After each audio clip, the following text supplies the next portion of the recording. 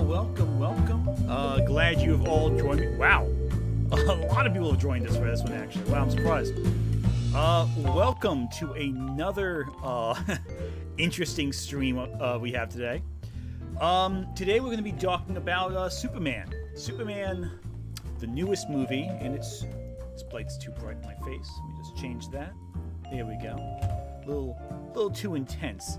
I know Superman's a colorful character, but let's not get too much light on in terms of what we're doing right now. My face a little sideways here. So yeah, welcome everyone. I'm glad you all are first time being at the beginning of one of my streams. Well, this is one of the first times I've done a stream on a Sunday. Not for a very long time. I haven't in a while anyway. I figure Christmas time is here. I won't be able to stream really my regular time. So I figured, let's try something a little different. Let's just try spicing it up a bit, shall we? In this case, we're spicing it up by starting on a Sunday. There's a lot of different reactions to the Superman trailer. I do want to at least cover the Shadiversity reaction on his Night's Watch channel. But, we'll see what we can cover. I do have a goal set up, so if you leave some super chats, we can definitely have some time to cover some more streams, more reactions. A little dull, actually.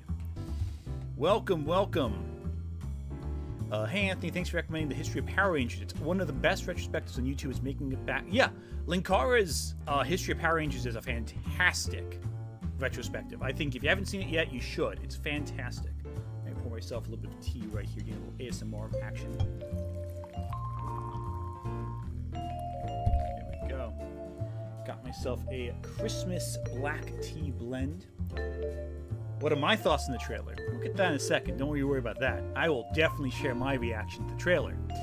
Now, first and foremost, I'll cover my best friend JDA. Oh, that's my plan. I plan on covering John DeLaRue's today as well. He had a reaction as well. He'll be the B plot, though we can guarantee it if we send some super chats. It's not to beg for anything, but hey, might as well have a goal. I like these goals they set up on YouTube. Like, oh hey, leave these many super chats and you get this. It's kind of fun. All-Star Superman. I love All-Star Superman. I'll say it right now. Adrian Parchman, thank you for super chat. Who would you main in Marvel Rivals? Well, not who would I main. Who do I main? I mean Venom. Venom's my my main with Vanguard. So I also like using Penny Parker as well. I've really gotten into playing Luna Snow as well. She's really cool. In terms of like the main DPS character, I've been leaning. That's a little tougher. I've been mainly playing Vanguard and Strategist. But in terms of the DPS like attacker character, I have enjoyed playing Magic a bit. Psylocke's a lot of fun. We'll figure it out. Clownfish TV is probably big bad at this trailer too. Probably. Wouldn't surprise me. I also loved your Sonic video. Me and my friend who's a new Sonic fan watched it before seeing Sonic 3. I still have not seen Sonic 3. I have to get onto that. That's one I have to watch. I really want to see Sonic 3, but I haven't got a chance to yet. Superman vs. the Elite's fantastic. What is this music? I'm not sure what this music is, actually. Oh, it's music I use in the background of my videos. Let me move to a different song. Well, one that's more fitting. A little down here a little bit. Background music for now. So, my thoughts on the Superman trailer. Might as well give those now because I figure it's important to state them right now before we really dive into the topic. I really love the Superman trailer. I think it's fantastic. I am so happy with how it's turning out. I think the cast looks terrific. I think everyone in the roles looks like the part I was hoping they would play. I love who they got to play Superman and Lois. Those two look fantastic in the role. Everything looks perfect. Nicholas Hoult as Lex Luthor, I think he's going to be great. I think he's going to really surprise people, especially after, the last couple of Lexes we've had. I really love how James Gunn is exploring the more fantastic angle with Superman, how we're getting all these different characters and perspectives and different super-powered characters. Because like with before with Superman movies, aside from BVS, we really haven't gotten a sense of how Superman coexists with other characters in this world yet. It's very much just in terms of Superman, his core cast, etc., we haven't really gotten a sense of, hey, here's how the rest of the world functions in this world. And I think it's really cool. I'm excited for that. Let me get that camera angle a little better. More neutral position here. So I am going to be excited for this one. This Superman has become the most hyped movie for the next year. I am more excited for this than anything else. Before, it was that and Guillermo del Toro's Frankenstein film, but now Superman is taking the lead a little bit until the Frankenstein trailer comes out, presumably. I cannot wait. And I love how they have Crypto. I love how they have the Terrifics in there. I even love Guy Gardner's wig. You know, the obvious bowl cut they got going on there with Nathan Fillion. I am excited for everything about this. And here's the thing about James Gunn. I am a James Gunn fan. James Gunn, in my opinion, has not made a bad movie yet. Some of his scripts haven't worked out. Some of his produced films haven't worked out. But his directed films, he's batting all hits. No misses yet, in my book. Even Superman, not even Superman. Even Super, the movie Super, they did right between Slither and right after Slither. That one's really good too, I think. John Cryer is pretty solid. I think the best live-action Superman we've had, best live-action Lex Luthor we've had, was from Smallville. I think that was the best version of Lex we've gotten so far. But I think Clancy Brown is obviously the best Lex Luthor because his voice is just so perfect in that role. But like, I actually met Clancy Brown once. That was pretty cool. I got to interview him one time. That was really cool. Cool dude. Very tall. But no, yeah. Oh, Annie Nerd, thank you for the super chat. By the way, the name of the game, this magical girl is a B. YouTube won't allow me to say that word. Yeah, I can imagine. I'm sorry. They get very particular about that kind of stuff. But yeah, no, I'm very excited for this movie. But evidently, a lot of people are upset, and I think you get two camps really. With two camps, why they're upset. Before watching the reactions, because I have not. Okay, I should mention this right now. I have not pre-gamed these videos. I did not see them beforehand. I don't know what they're gonna say. It's gonna become a complete surprise to me, as it may be to some of you. So you can get some authentic reactions. I hear Clancy's a great guy. Yeah, he seemed like a great guy when I talked to him. It was only briefly I spoke to him. It was at Comic-Con, New York Comic-Con 2019. I was working there as a member of CBR at the time. And I got them. Actually, it's really funny.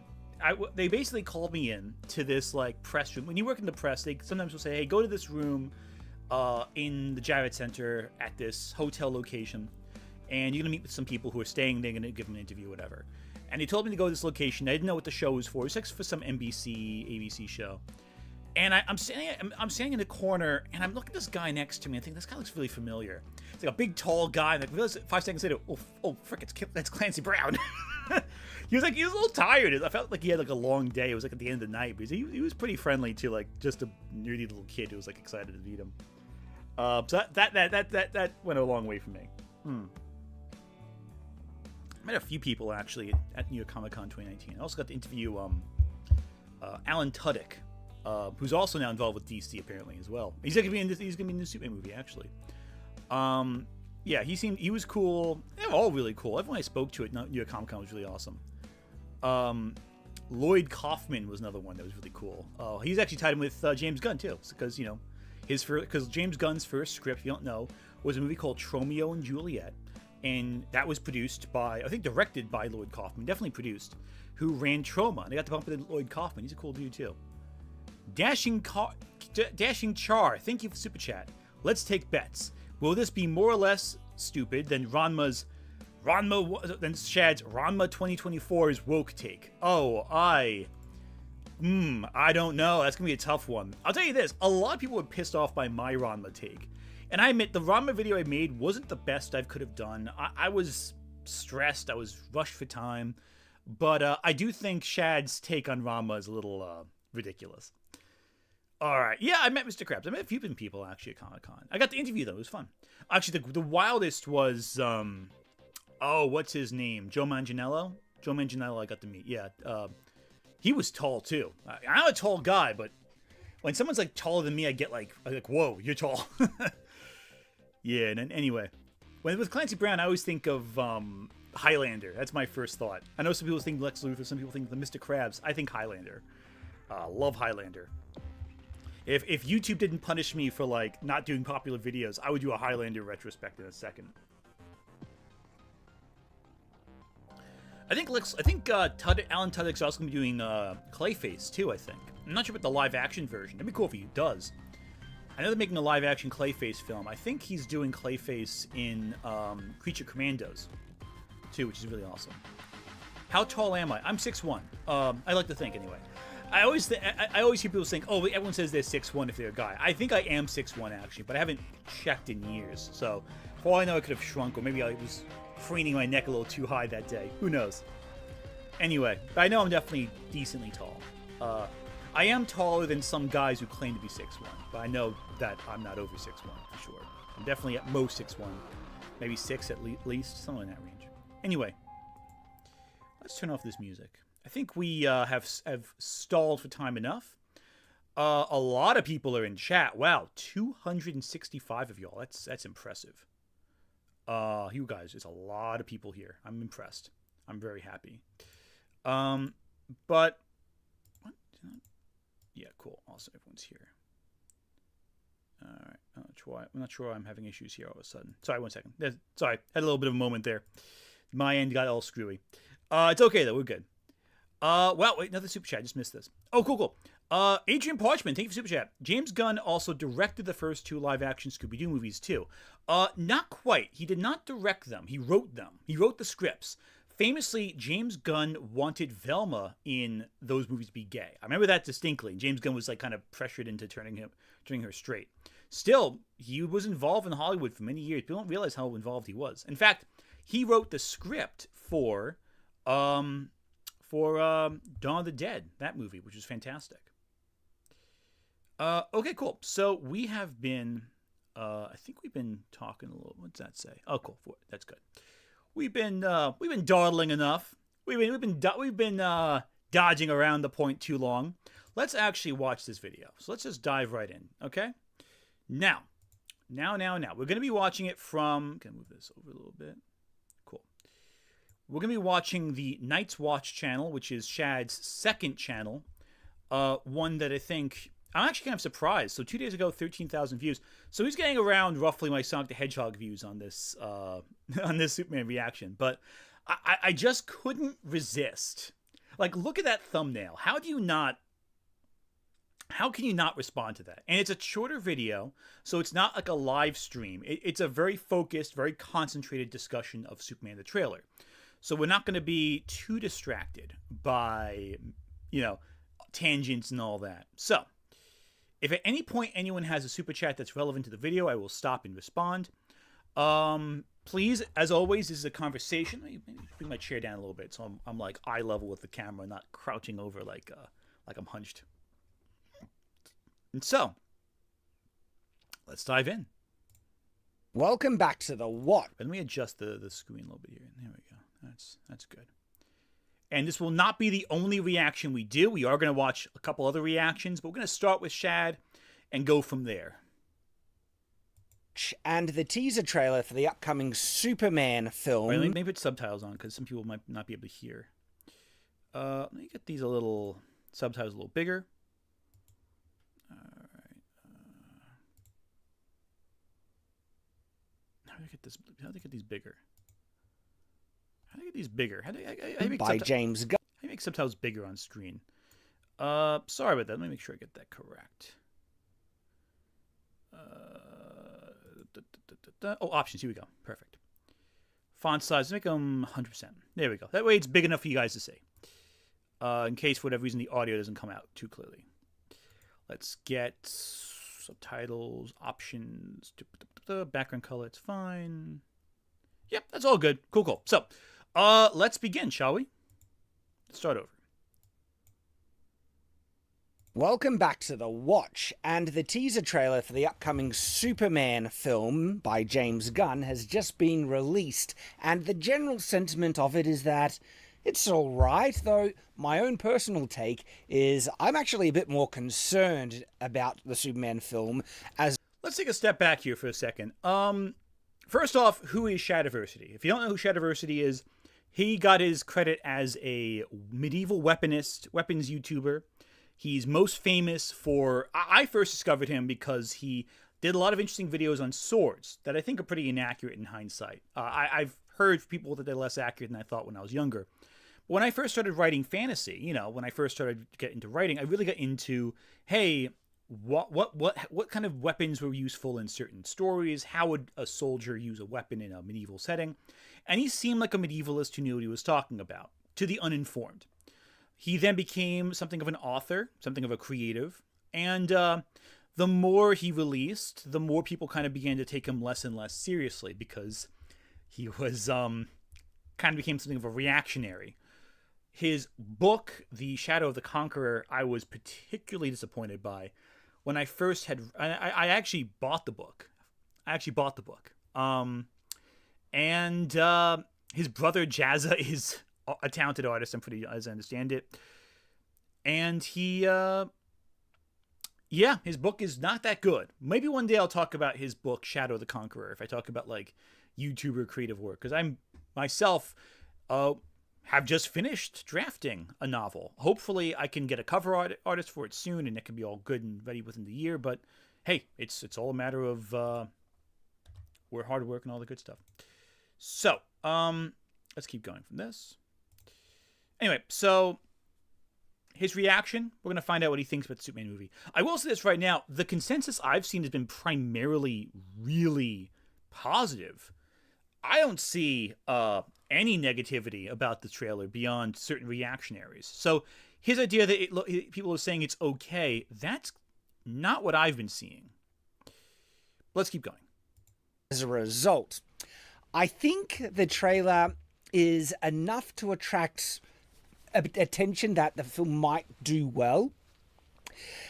But as to the quality and the indications of what we can kind of get from the trailer, as I mentioned, there's a couple of things in it that make me far more concerned, that I actually think the film is not only going to miss the mark, but the entire focus is skewed for what we would want out of a Superman film. And I'm going to show you why, because we're going to react to the trailer. I'm going to pause and explain my reasoning. I am interested in what your thoughts are on the trailer, of course. Don't worry, Shad. I'll share my thoughts extensively. Anyway. But do hear me out, because here's the thing. Teasers and trailers, they can lie completely, okay? We've seen really good trailers that were attached to what ended up being really bad films. And okay, that's true. That's a very good point. I think there have been some amazing trailers for what are ultimately terrible movies. I think one of the best trailers I've seen for a movie in the last, 15, 20 years would have to be the trailer for the 2014 Godzilla film. And I don't love that film as much as some people do. I think that trailer is, in some ways better than the actual film itself. But I know that it's not bad. I like the 2014 Godzilla film, but that trailer is so much better than the film itself, I think. It's such a great, great trailer that I find deeply terrifying on an existential level. But the movie itself, I have some issues with it. Matt Hemming, thank you for Super Chat. If you want to Shad really lose his poop, see his 40-minute long rant about Captain Marvel is still on YouTube. Biggest Aussie loser besides Ray Gunn. I'll have to watch that another time. Definitely. Man of Steel, another great trailer. That trailer for Man of Steel is fantastic. The movie itself is alright, I think. I don't hate Man of Steel like some people do, but I don't think it's great either. Yeah. 28 years later has a fantastic trailer, but the movie hasn't come out yet, so that may be just as good as the trailer, I'm hoping. Anyway.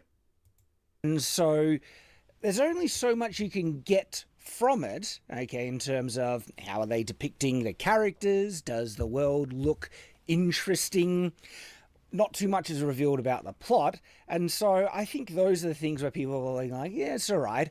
But then there is other elements to this teaser that reveal a perspective, an approach to the character that I think is going to be translated to the film, which makes me concerned. Now, Okay, now I want to bring up a few things right here.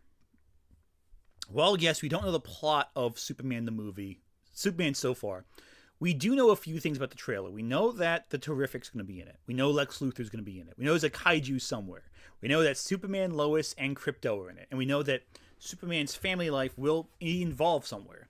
James Gunn has described the film as trying to go into the more, like, getting into the characterization of Superman in a way that how he functions as this god amongst men, but not in the way that Zack Snyder did, more in the way of, like, how does a person function in a society? And I love how we have superheroes already established in Superman's world as well. It kind of avoids the origin story that we've seen at this point twice on screen so far. But it's Superman in his element. But let's see what he has to say. Again, when someone like Shad says they're concerned about the trailer, usually that means they think it's going to be quote-unquote woke, whatever that means, woke.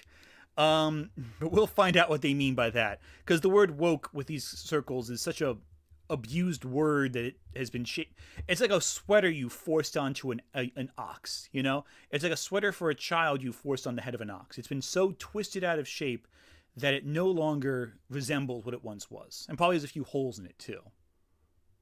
To let you know, I'm an old school Superman fan, okay? As a kid, my favorite superheroes, I watched Superboy, Lois and Clark, and stuff like that. Though you would watch Lois and Clark. You would like Dean Cain, wouldn't you? Actually never really got to read heaps of the comics. It was always the cartoons and the live action TV shows, especially the movies, that I was just completely hooked on as a kid. And so there's actually some deeper kind of cut references in this trailer that I think are related to some of the Superman stuff in the comic books that I'm a bit unfamiliar with. But in terms of the tone and what we... Okay, so one big thing with the comics is the movie, this new movie looks like it's heavily inspired by the story What's So Funny About Truth, Justice, and the American Way. It's one of the greatest individual comics of Superman history. Now again, if you're not a big Superman fan, that's okay. You don't have to be.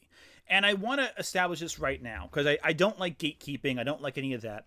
You can have an opinion and a reaction of Superman, you know, as a movie, even if you're not super familiar with the comics. Saying a story is like the comics is not always a good defense against criticism.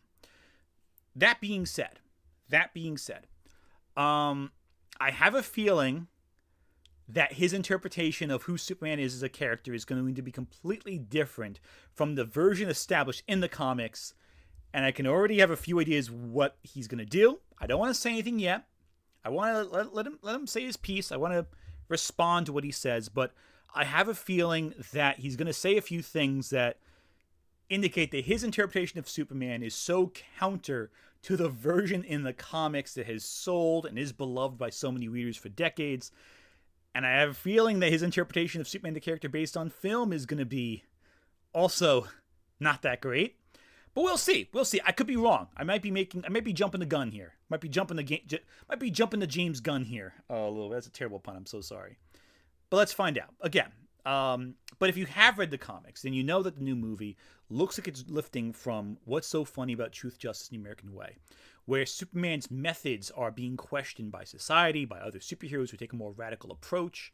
I know that they're going to have set up for the Authority movie in this movie, which is another Wildstorm / DC Comics team that I think is fantastic.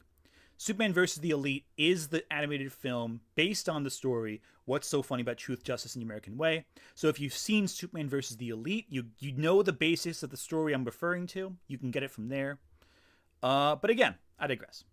Want out of Superman. That's kind of what I'm approaching my analysis here. And so let's get started. This is the trailer. And I got to say, right out of the bat, even the opening... I think it misses the mark. Just have a look at how this begins. Okay, so let me tell you my opinion before he shows his opinion. I think this opening is fantastic. I think it's a great opening. We see Superman in the Arctic. We see him by basically the Fortress of Solitude. He's battered, he's bloodied. That indicates to us immediately, hey, he's getting involved with something intense. We're going to see Superman pushed to his limit in this film. And that opening establishes, hey, it establishes a few things. One, that he is being pushed.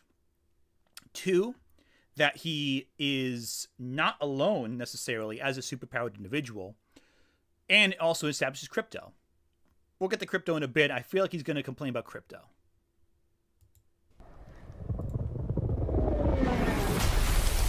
All right. Comes in. That's clearly Superman.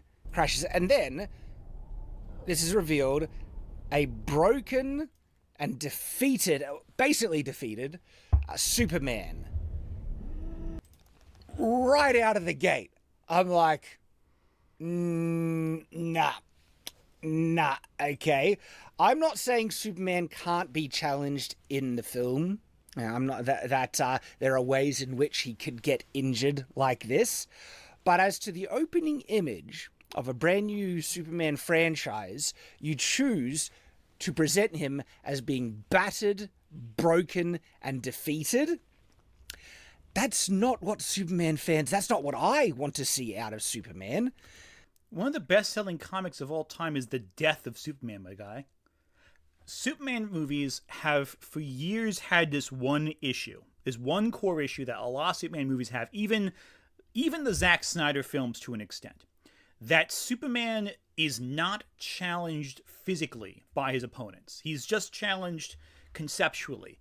And the problem is that Superman should be pushed. He should be... I don't like the idea that Death Battle has presented of Superman, that he's like infinitely powerful. Superman should be challenged. Superman should have adversity.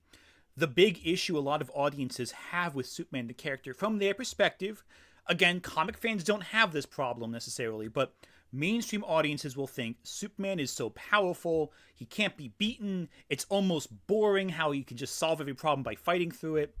But this gives us a sense, okay, this is a Superman that's going to be challenged. It's going to be pushed beyond his limitations. And that's exciting. That's interesting, I think, to an audience. Because it goes, hey, your hero will struggle. And that's really cool to me, I think, anyway. Superman represents the indomitable hero, okay? The paragon, the great ideal and exemplar that we would want to aspire to. All right, that's the image. Superman in victory as that aspirational image. This is not the aspirational, idyllic, heroic Superman. And I'm not saying you can't have moments in the film, but that would be in the film itself, where it's justified, where we don't know what's led up to this, what's caused this to happen. The opening image that DC wants us to think of with this new Superman is him being broken and defeated. And I don't like it.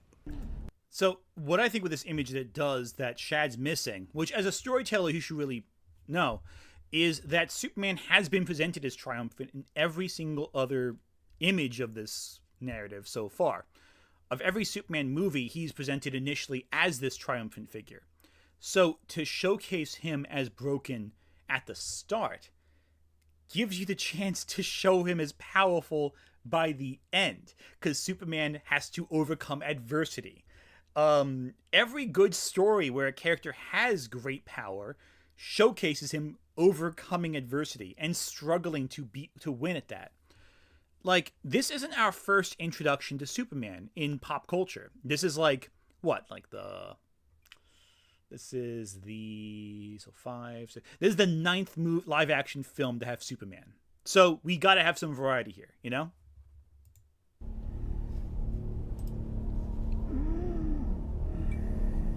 So, okay, flashback, right? We get to see this Clark Kent. I like this Clark Kent, okay? I agree. He looks distinctly a little bit more geeky than, him in his Superman outfit. His hair is a little bit different, and the glasses... David Deister, oh my goodness, thank you for the incredible super chat. I have seen Superman challenged in every comic storyline, animated shows, and the movies. This guy doesn't understand the character. 100% agreed. That's the big issue. He does not get the character. He does not get what Superman is about. Superman is ultimately... Now, here's the thing, too, a lot of people don't get about Superman. Superman is ultimately a Moses story. People comparing him to Jesus a lot. He's really a Moses story. He's an immigrant who's traveled from his home into a new land. He's raised up and adopted by those who live there and has to acclimate with his fantastic power to make people better, to make the world a better place in his wake. Superman is all about struggling beyond struggle. He is the immigrant story. He is the story of someone who comes with great knowledge and experience into a place that's unfamiliar to him. 100% agree with that. And thank you so much for the super chat. That's incredibly generous of you. Yeah, so Shad doesn't get Superman already. That's the thing right now I'm getting. He does not understand Superman. He does not get Superman. One thing also I will say about this Clark Kent, look at his posture. I want you to focus on his posture for a second. It's a really great... I'm going to bring it up right now. Superman for all seasons. For all seasons. Posture. There's a great sketch from the comic book... for the making of the comic book Superman for all seasons that indicates how... Here we go, right here. This is perfect. This is one from the Reddit right here. It indicates how Superman looks different depending on what if he's Clark Kent or if he's Superman. Take a look at this real quick. This right here, I want you all to focus on this image right here because it's so insightful as to how Superman is as a character. We got here Superman, tall, neck straight, back strong, chest proudly out, his chin raised. Clark Kent, little slouched, relaxed. Head's not up straight. It's kind of sticking out a little bit. You know, looks a little more... Tries to change his physicality. Even though his body hasn't changed at all, he changes his physicality and he looks drastically different. This is the divide between Clark Kent and Superman. Hair's a little untucked there. He has glasses on, sure. You can see how someone can see these two people and not realize they're the same person. Is it All-Star? I thought it's All Seasons, I thought. Either way. Oh, it's All-Star, not All Seasons. Oh, okay, that's fine. I'm getting the facts mixed up then. But yeah, still all the same idea ultimately. And All Seasons has a great Superman too anyway, but I digress. But so right there, you look at Clark Kent, and there's a few shots later in the trailer where I want you to just keep that in mind. Look at his posture. Look at his shoulders. Look how he's slumped over a little bit. You can see the difference in how Clark Kent carries himself as Clark Kent, the reporter, versus as Clark Kent, the man, and Clark Kent as Superman. Because it's three different versions of Superman. You have Superman, the superhero, Clark Kent, the reporter, and those are both alter egos for Clark Kent, the person. Clark Kent, people always underestimate. They think Clark Kent, as this line from Kill Bill that completely ruined how people see Clark Kent, where he says that, you know, where Bill in Kill Bill says, oh, you know, Clark Kent, that's the mask, and Superman is the real persona. But that's not true. Superman is also the persona. The real Clark Kent is a third person beyond that. There is the reporter, there is the superhero, and there's the man behind both. And both Clark Kent, the reporter, and Superman, the hero, are facets of Clark Kent, the man. And that's what's so interesting about the character, I think. Anyway. Like, this is the type of one that, okay, you might be able to, pass the line where it make me feel like, okay, I might not be able to recognize Superman with this Clark Kent. The best Clark Kent, undisputably, is the Christopher Reeves Clark Kent. So far, yeah, I agree. He even changed the posture and the way that he held himself. There we go. Everything. And his hair was more slicked and nerdy, and the perfect Clark Kent. As much as I love the Henry Cavill Superman, his Clark Kent... No, it just... I'm sorry, Henry, but maybe that's more of a criticism to the directors and other people around it. They didn't land the Clark Kent that is supposed to present himself distinctly different to his Superman, personality. Okay, so Shad, I actually agree with him on that one. He's right. Henry Cavill, I do like him as Superman. I think he's a good Superman. But he's not a good Clark Kent. His Clark Kent reporter persona is too much just Superman, and there's no divide between how he holds himself, presents himself. And that's a big mistake, I think, on their part. But I think Henry Cavill's otherwise a really good Superman. He's good Clark Kent, the man. But there just isn't that divide between Clark Kent, the man, Clark Kent, the reporter, and Clark Kent, Superman. Red Power Button, thank you for Super Chat. But the suit's baggy. James Gunn has made 5 superhero movies and 2 TV shows, and not one even comes close to mediocre. I'll take this over Man of Steel. 100% agree. James Gunn has not made a bad movie, in my opinion. Everything he's done has been fantastic. Even back to Super, which again I mentioned before is pre-Guardians of the Galaxy but post-Slither. Fantastic film. Fantastic film. This does look like a decent Clark Kent, but there's a couple of moments where I'm like, okay, yeah, these are ornaments, tangential elements to the film that I feel it needs to get right, but if the core of the film misses the mark, even if they get these tangential things right, it's not going to redeem or save the film. Oh, I fully disagree with you on that one. This is not tangential. This is the core of the character. If Superman the character is nailed correctly, the whole movie will come into place as a result. People have a soft spot for even Superman 3 and 4 because Christopher Reeve is so good in the role. Even though Superman 4 and 3 are garbage films, like they're not good at all, they are moments where they shine because Christopher Reeve is just so perfect in the role. Kevin Gareth, thank you, Super Chat. I think Death Battle's 2023 explanation of Superman has stuck with me. A simple solution to overwhelming problems. Yeah, I agree with that, actually. It's a good point. I do think Death Battle have an issue with how they present Superman from a power scaling perspective, but that I do agree with. Superman is the person who cuts through the nonsense and goes, here is what matters in the situation. Here is why Superman is valuable and important.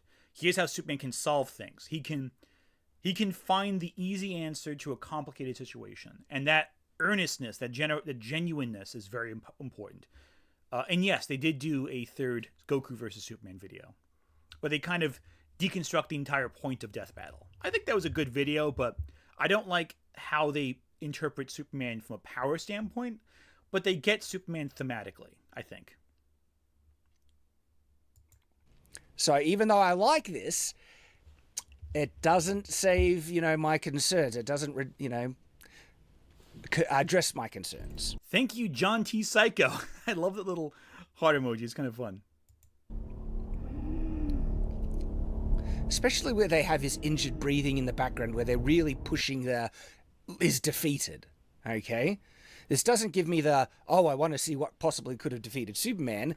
Scarlet Hottie, thank you for the super chat. I'm just happy they gave Superman his panties back. Oh yeah, same. And the reasoning for that is fantastic too. James Gunn is on quote saying something to the effect of, Superman is this powerful alien. He is this otherworldly being. And so to make people comfortable with him, he dresses like a professional wrestler. He wears the undies and the costume, and it's bright and colorful to inspire people to like him, to make people feel comfortable around him. So it's all part of the character that he creates, and I think that's really, really clever. No, I don't think you're misunderstanding, Scarlett. I think you got it. You got it right there. It's a great design choice that James Gunn is conscious of, and that he's conscious that Superman, the character, is conscious of. I also love how in My Adventures with Superman, which I just adore as a series, they have the Kryptonian outfit that's designed for Kal-El, and then Clark's mom goes, actually I can knit something on here. I love My Adventures with Superman. I think everyone in that show is so wholesome. I love it. This is making me think. Oh, it was Corin that said that, the actor who played Superman. Okay, that's fine too. That's perfect. Yeah, but again, whoever said it, that's the idea, and I love that detail. It really shows how they are aware of how Superman presents himself and how he acts. It's really good stuff. Like, this is the presentation, the depiction of Superman you want people to notice first and foremost. It makes me worry that it potentially could be a deconstructionist, approach to Superman, or they're going to break down the character and not focus. Is your superhero struggling deconstruction? No, it's not deconstruction. It's reconstruction. Zack Snyder deconstructed Superman in a way that was very sloppy. Deconstruction is not a good or a bad thing. It is just a thing. Zack Snyder tried to deconstruct Superman, but in doing so forgot that in order to deconstruct something, you must first properly construct it. James Gunn is aware of this, and is building Superman as a hero here. And here, what do heroes do? They overcome adversity. Focus in the core, idyllic, aspirational concept of who he is. Maybe they will, all right? But the fact that this is what they wanted to present in the trailer, as I said, makes me concerned.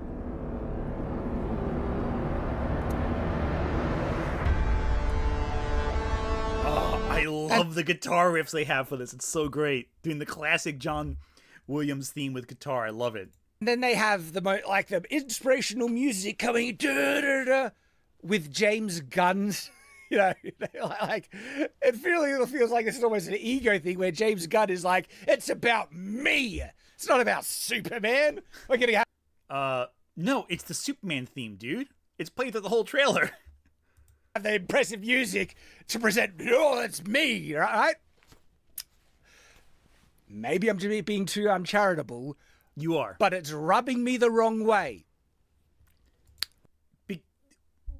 The music plays with all the scene breaks in general. That's like how it's designed. It's meant to be like a visual cue, a transition. Steph the Scientist, thank you for Super Chat. My favorite version of Superman is Superman's Day Off by Robert Venditti in Man of Tomorrow. It shows that Superman's greatest power is his ability to lend a hand and inspire the same in others. I agree. And that's one thing I hope they do here. I think what they're going to do is show these other heroes as being callous, as being maybe capitalistic in some way, or divided from society. And Superman's example leads them to a better world, where they're able to be the best versions of themselves. I'm hoping that's what they're going with, where the heroes are kind of maybe self-interested or corporate entities, and that inspiration helps drive them to be true heroes and be better. I think that's what they're going for. And I am excited for if that's the case. Anyway, I think Chad's being really ridiculous here. Dashing Char, thank you for Super Chat. Thank you. It was so frustrating seeing the Snyderverse try to rush The Dark Knight Returns. You can't skip the extensive history between Superman and Batman or the fight doesn't work. 100%. You cannot jump to The Dark Knight Returns without The Dark Knight being established, without Superman being established. You can't deconstruct something unless it's established. That's why Watchmen the comic works so well, because even though it's a standalone universe, it takes the tropes of the ideas of narrative and deconstructs it in some way that's interesting. But with this, it's, this is different. This is a reconstructionist vision. This is building a superhero world. Blue Baron, thank you for Super Chat. I wish the quote-unquote online personalities stop being babies. Yeah, so do I. Alex the Sheba, thank you for Super Chat. You think Chad is projecting there? It's all about me. Yeah, right? I think he might be. I think he might be slightly projecting. But let's find out what he says. And I get to an extent what his argument is, but I think he is misconstruing what's happening in the worst possible way. That's my opinion. That's my immediate thought. But let's keep going. Rubbing me the wrong way.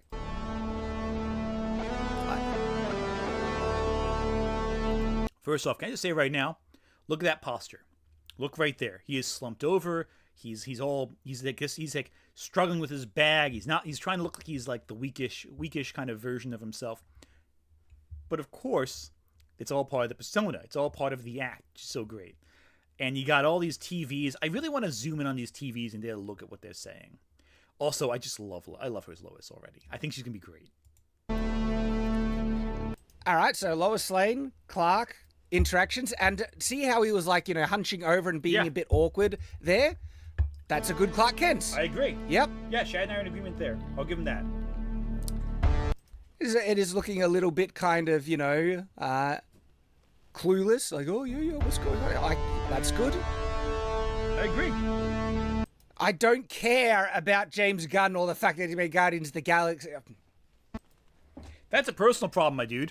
All right. Is he going to have a good relationship with his dad by the look of it? Okay, well, let me look there. A lot of people point out this might be like Mourning. Like this look, some people are theorizing, and I'm hoping they're wrong, that this is Clark Kent comforting his father after maybe his mother dies. I hope that's not the case. I really want to see Clark's parents alive. I really don't like how they kill one of them off in every adaptation. I'd rather them both be alive. I prefer that in the DC animated universe, where he has both parents alive and they're both wholesome figures in his life. I like that more. So I'm hoping that this is just him like talking to his dad after like a rough time and not like a death. Good. Again, those are good elements, but as I mentioned, it's tangential. It's not tangential. That's the core of the character. This is the character. This is Superman's character. He is meant to be a son of two worlds. He's meant to have this wholesome, honest relationship with his families. It's not like that's just an extra element. This is who the character is. Chris Davis, thank you for Super Chat. Reporting is Clark trying to make a difference as a human. Superman is trying to make a difference on a different scale. I don't think either is a mask, but both are earnest ways he expresses himself. That's also true. I agree there. Mask was the wrong word. I mentioned before I see both Clark the reporter and Clark the hero as different facets of who Clark is. I think that's a better way of putting it than it's necessarily a mask. But I do think that he does posture himself differently as both Clark and Superman to differentiate the personas from each other publicly, is a good way of putting it. Natboy129, thank you for Super Chat. Can you do a vid about differences with Moses and Jesus stories? I could probably do one of those. I might just do a Jesus video when it comes to Easter, because I do want to talk about the last temptation of Christ, but that's a video that I'm sure YouTube would not at all demonetize in 5 seconds or flat at all. If you haven't seen The Last Temptation of Christ, it's a great movie. That got a lot of Catholics angry back in the 80s. To get Superman right, you need to get the core concept of this character right. Otherwise, all these other things that you might be doing well doesn't matter. Well, Shad, what is the core of Superman in your opinion? You just keep saying, all these elements are tangential, that's not important. But like you're describing his relationship with other people, his interactions with the world, his perspective on everyone else. It's talking about all the elements of his character that are core to his character. They're reflecting of the core of his ideas. But you're not describing what Superman is yet. What is the core of Superman's character, Shad? By your opinion, anyway. By your metric. He whistles and... Yes. Crypto. Okay. This might be a hot take. Oh, God, Shad, what are you going to say? Crypto, Super Dog, is dumb and has always been dumb.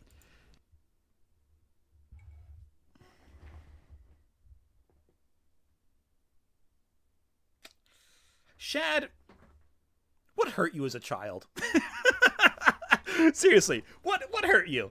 How can you look at a dog being amazing in a cape and not love that?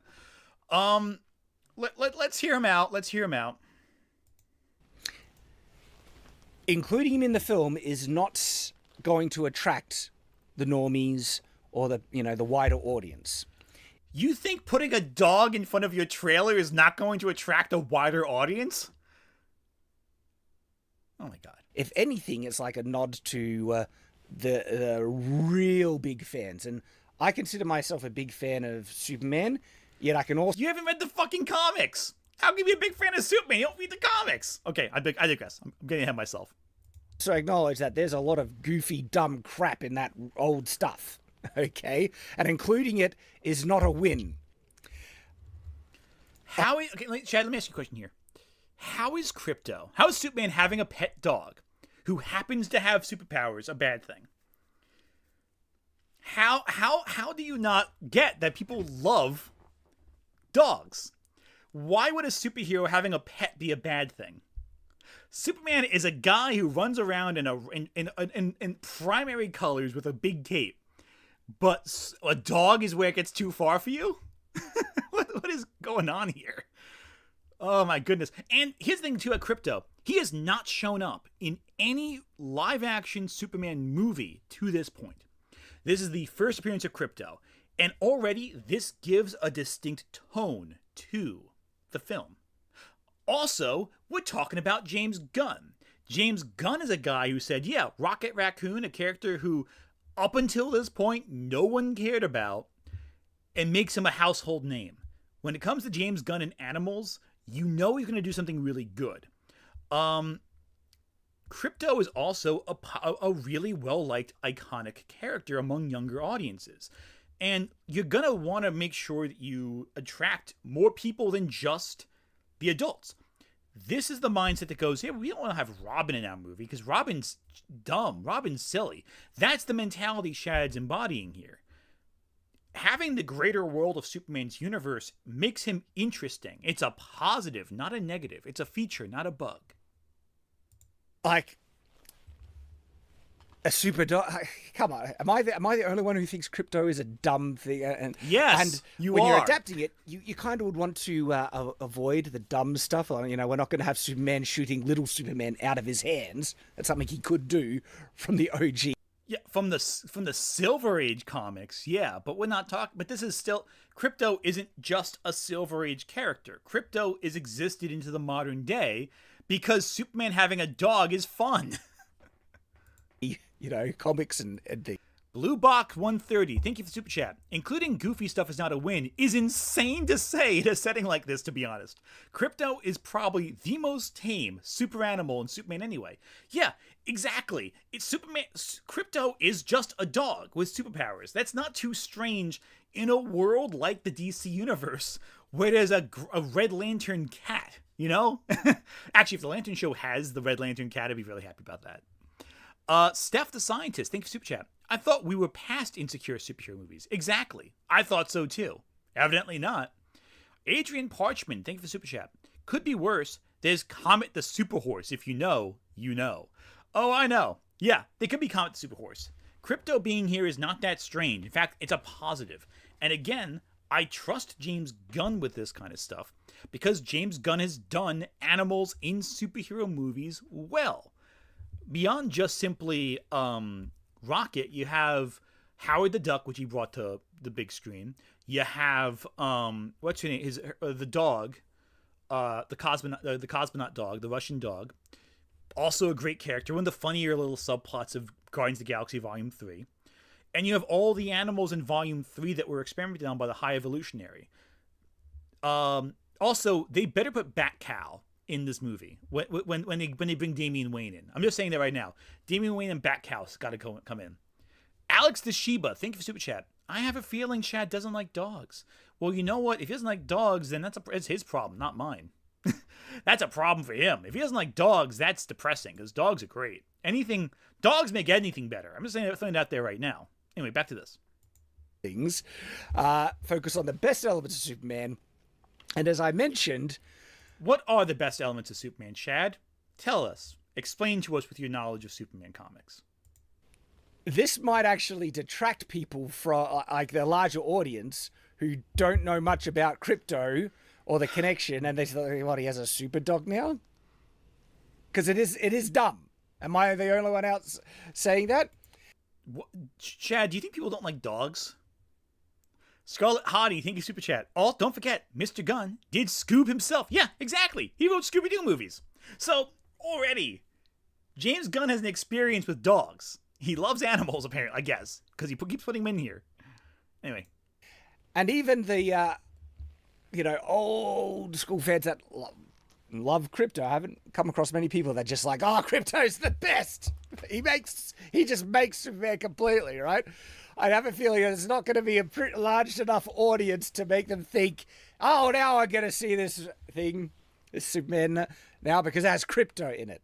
I think this is another thing missing the mark, focusing on the wrong stuff. All right, let me ask a question here too. So James Gunn thinks that James Gunn is deconstructing Superman, right? So why would he put Crypto in if it's deconstructing?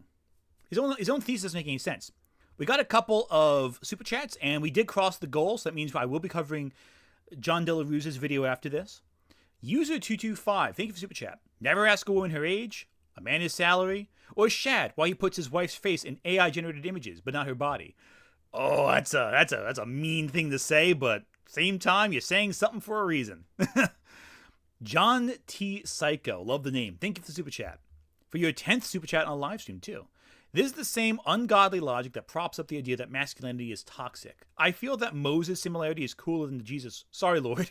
Yeah, I agree. The Moses metaphor is important because, again, it is relevant to the immigrant story that the creators of Superman are trying to tell as Jewish American men. Anyway, Red Power Button, thank you for Super Chat. Doesn't have to be the very next sequel, but James Gunn would absolutely kill it if he were to adapt Superman Up in the Sky. I agree. And I think the next thing that's going to be adapted is the Supergirl movie, which is I'm excited for. I think it's going to be really cool. But again, all of that is relative to the ideas. And that's actually a really good idea. I like the Superman Up in the Sky idea. That'd be really fun. Anyway, so Shad hates dogs, apparently, and doesn't think that Superman loving a pet is central to his character. Matt Hemming, thank you for Super Chat. 1978 was Superman taken seriously. Ignore the part where he tears a giant cellophane Superman symbol off his chest and throws it like a net. I think that's Superman 2 that does that, but you're correct. Forget the part where he turns the Earth around to reverse time as well. Anyway, back to this. Home. Take me home. Let alone, like for me, it's a little hard enough for, to accept that Kryptonians look exactly like humans, but I can kind of, justify maybe conversion, evolution, justification for the story. I can. Shad, don't think of it like that. Who cares? They're just aliens who look humanoid. If you can handle Star Wars having Han Solo look like a person, you can handle Kryptonians looking human as well. Threads of Dragons, thank you for Super Chat. Didn't the animated Super Pets movie come out recently too? These characters haven't been completely out of the weeds for that long.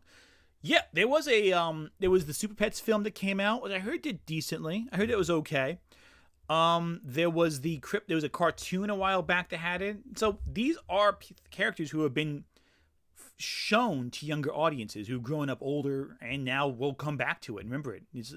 They set the seeds properly for this, I think. Go this, accept it a little bit, right? But then again, this alien planet, there's also dogs that have evolved to look exactly like the dogs. It's just, no. So you don't understand how crypto works, I guess. Okay. Home. Take me home. And so there's going to be a scene of Crypto dragging a broken and defeated, half-dead Superman. Yes, because he's a good boy. That's why. I am not interested.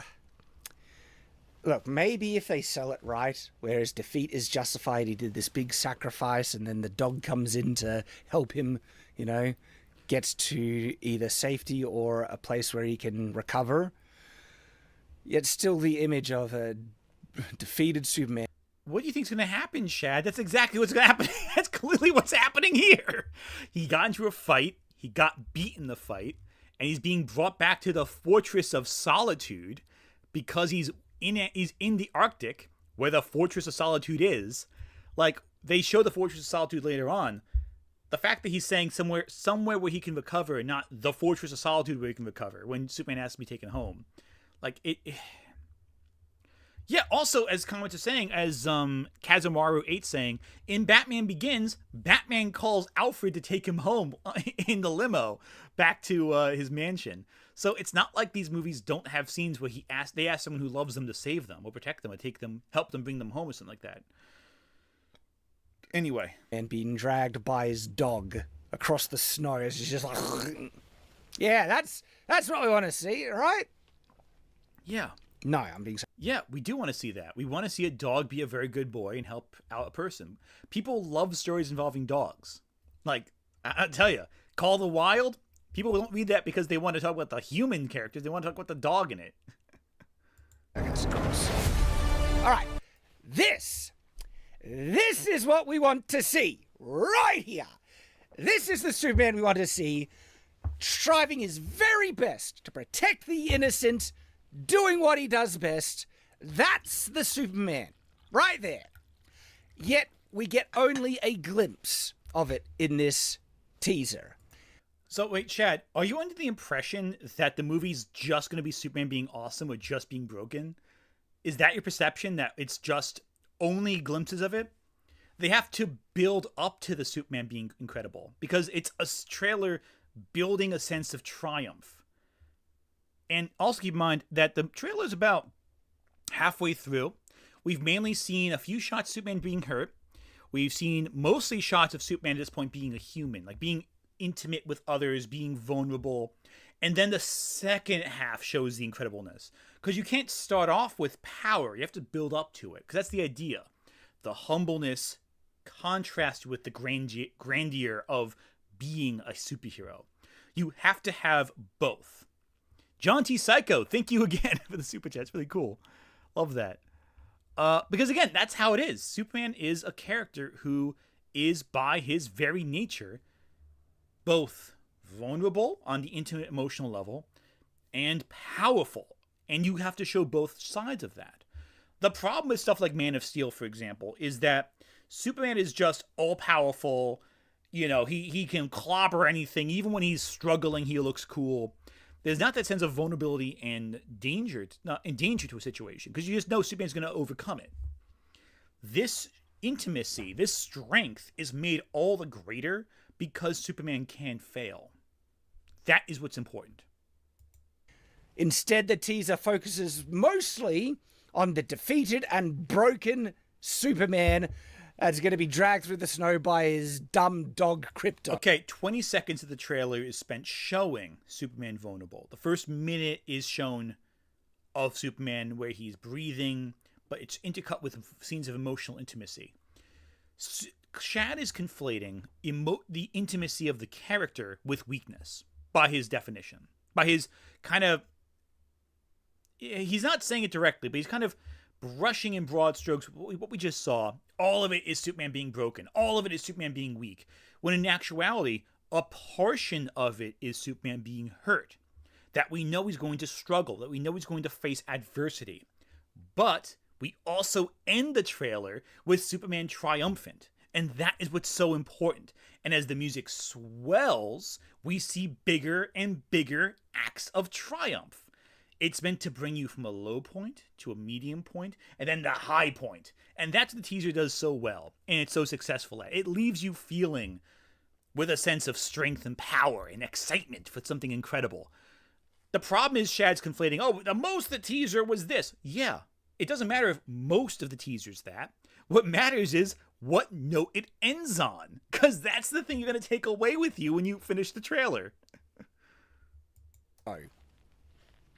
So it clearly indicates that there's going to be some elements like this, right, in the film. Good. But it also indicates that this might not necessarily be the primary focus. That they want to deconstruct a defeated Superman. Shad, do you not understand how adversity works in storytelling? You wrote a novel. You should know this. Adversity is meant to push against your hero. It's meant to make them struggle so that when they finally succeed at the end, they are all powerful. They have transcended. By saying the movie is just going to be Superman crying for like an hour or broken for an hour is foolish. It's foolish, dude. Like, it's ridiculous. You're just you're making a mountain out of a molehill. Yeah, no, the whole movie's gonna be 2.5 hours of Superman crying in the snow. No way, dude. Weird Bros 097, thank you for Super Chat. I can't wait to see these guys hate on Krypto when it comes out. But when the OPLA Season 3 comes out, talk about how great the dog cannon is. Yeah, 100%. Because that's like, isn't that just been the trend lately? Where they all want to deconstruct the classic hero. But how about you exemplify the hero? Focus in on what made us love this character, this concept. The aspirational, indomitable icon of justice, there to set an example and to... Shad, what the fuck are you talking about? That's what they're doing. You dumb person. Okay. How do you watch a trailer that brings Krypto the Superdog into it and go, yeah, this is deconstruction, this is tearing down? That's not what is happening. Deconstruction is when you take the themes and ideas of a narrative to examine how they work. You know? Deconstructing does not mean bringing down, it means taking apart. It's not necessarily a negative. You can deconstruct something positively. What's so funny about Truth, Justice, and the American Way is a deconstruction of Superman. But it's also a story that ends with Superman being at his most triumphant and his most impactful for society. You get a strong sense of why Superman is so important by the end of that story. The fact that you think it's like some weird nonsense is baffling to me. Blue Baron, thank you for Super Chat. I'm thankful that weird Shad channel is slowly fading. Yeah, I don't disagree there. I don't like seeing people's channels struggle. I do want to get rid of Lily. I want to destroy Lily Orchard's channel, sure, but that's an exception. Most often, I want to see people succeed at what they're trying to do. Even people I disagree with to an extent. But Chad is clearly undercutting what is his success by continuing to double down on these out-of-touch perspectives on media. This is not deconstruction. This is simply put reconstruction. James Gunn is taking a character who has been deconstructed multiple times, that being Superman, and showing why Superman is not only important for today, but he's always been important. Why do we need the Superman? Well, here's why. This one shot shows this is not a deconstruction. This is a reconstruction. To serve the people in whom they can help because they have such tremendous power. But instead we only get a little glimpse. The whole rest of the trailer is Superman being awesome. I'm just telling you right now. Renaissance Nerd, thank you for the Super Chat. You really can't include a character arc in any media without deconstructing a character in some respect. Well, that's not true. I don't agree with that. Because deconstruction is a very specific thing, I think. People use deconstruction way too willy-nilly. It's a very specific concept. Deconstruction is when you take apart the tropes and ideas of what makes the story function, and you analyze how they function in relation to each other and in relation to the character. You look at how they maybe take work outside of the context of the story. An example of deconstruction that I think is a great example of how deconstruction can work is Evangelion, Neon Genesis Evangelion. The story is a deconstruction of the mecha genre that at this point had certain tropes. The child pilot, the idea that the society relies on these couple pilots to save everything. And it goes, okay, let's look at how that would function. Let's look at how the mechanics of the robot would work. Let's look at how the psychology of the children would work, how the society would have to function for that to be the only result that would work, how we were cutting off other options to force this one option to work. And it goes into the psychology, the mentalities of these characters in a way that's very effective. So I think that deconstruction is very specific. It's not just simply the hero's journey or conflict. It's a set of certain ideas that has to add up in a certain way. Chris Davis, thank you, Super Chat. The Shad heroes, particularly men, should never struggle and always win. Anything else emasculates them.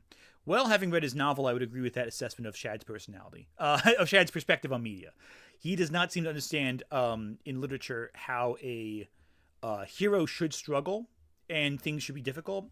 Because his interpretation of a character facing hard choices is angst, basically. Not actual consequences in the narrative.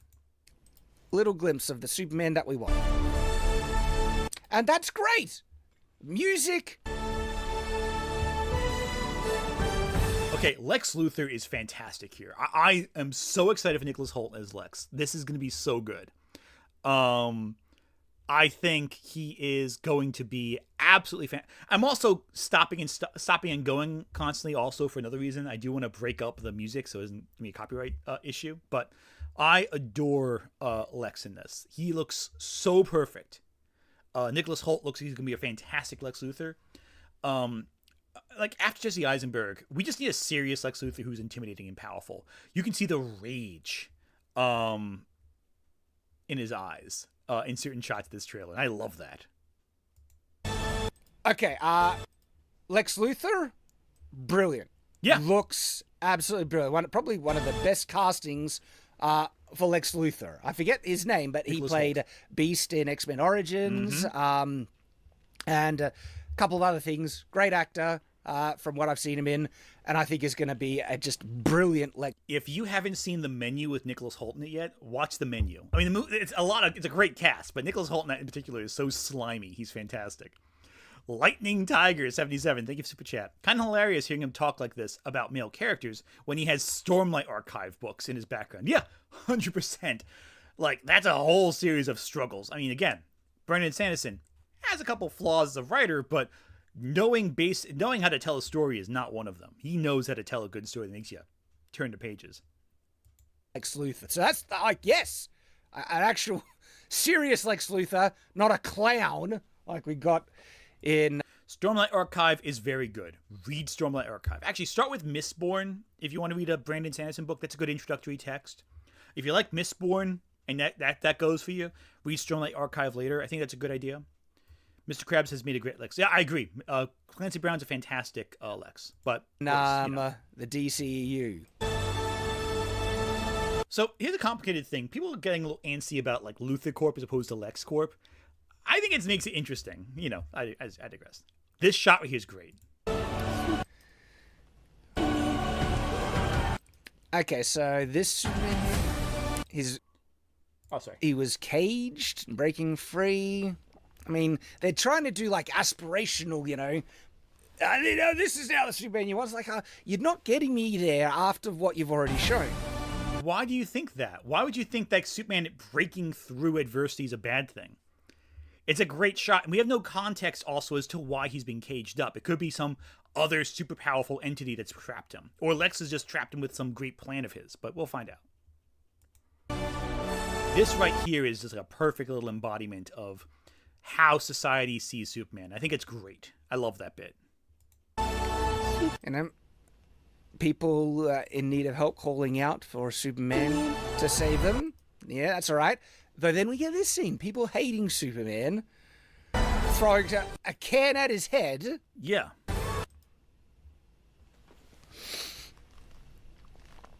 I'm not... But how'd you feel about Zack Snyder? He did the same thing with his Superman. The idea of society debating whether or not Superman has a place in society. That's a good idea. Because Superman can prove, yeah, you do need a Superman. You do need someone who can just go in and like save the day with, as people said before, Death Battle, simple solutions to complex issues. Yeah, you need that kind of drive, and it's so powerful. Sure. We already saw this kind of darker, edgy Superman with people unsure about him and all that stuff in Henry Cavill Superman, and I loved Henry Cavill as Superman, but the actual core, the focus, I think they started to miss the mark a decent amount, letting his father die. Oh God. Okay, I will agree with Chad, I guess, in this one. That whole thing with Clark's dad. No, son, don't save me from the tornado. Let me get gently swallowed up by the tornado winds instead. Again, but like Superman, society not knowing how to react to Superman is part of the story. It's always been part of the story. But this isn't even a dark situation. This is clearly like the low point Superman has to face, probably halfway through the film, maybe the last third, but right before the final act. We get a sense that something might have gone wrong, and that society's turning on him. I think the conflict is again going to be similar to what's so funny about Truth, Justice, and the American Way, where you have this cultural divide over Superman, but at the end of the story, Superman proves here is why Superman is important, here is why Superman is valuable. That or Lex Luthor made them turn against him. Who knows? All right, so we don't know the context of why people are protesting him here. Now, Stag Industries is interesting, too. That's a whole discussion for another day. I'm not doing an Easter egg video here, but the fact they have Stag Industries, the fact that Maxwell Lord's in this movie, the fact that you have all these other superheroes, that tells me that James Gunn is really understanding how these different components to the DC world connects. And then we see Nathan Fillion as I think it's Guy Gardner. Mm-hmm. And look, there's a Hawk Girl there as well. I wonder if they, in the context of the film, are already going to have superheroes be quite prominent in the world, and that the Justice Society has been in operation, and people like Hawk Girl and, Guy Gardner, Green Lantern, have been members of the Justice Society. And Superman is now he's appeared on the scene and everyone's a bit thrown by how crazy powerful he is. That can work. So, all right, this might do the thing. I have to say, though, that I know Guy Gardner has a bad haircut, but Nathan Fillion looks awful here. Looks terrible. Guy Gardner is famous for his bad haircut. That's actually correct. So They are prominent in the world. We know that Creature Commandos, I think, takes place a little before Superman takes place. So we know that they are superheroes. It's been established. Superman is an established hero at this point. But, I think it's more the methodology, not the power that's the problem. Superman tries to find great solutions to everything. But maybe these other superheroes don't. Maybe they have more vicious, maybe they are a little more intense.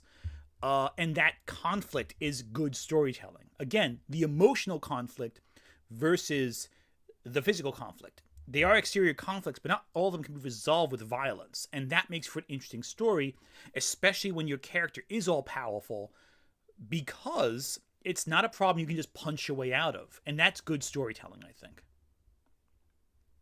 Also, I don't think it's the Justice Society or Justice League International.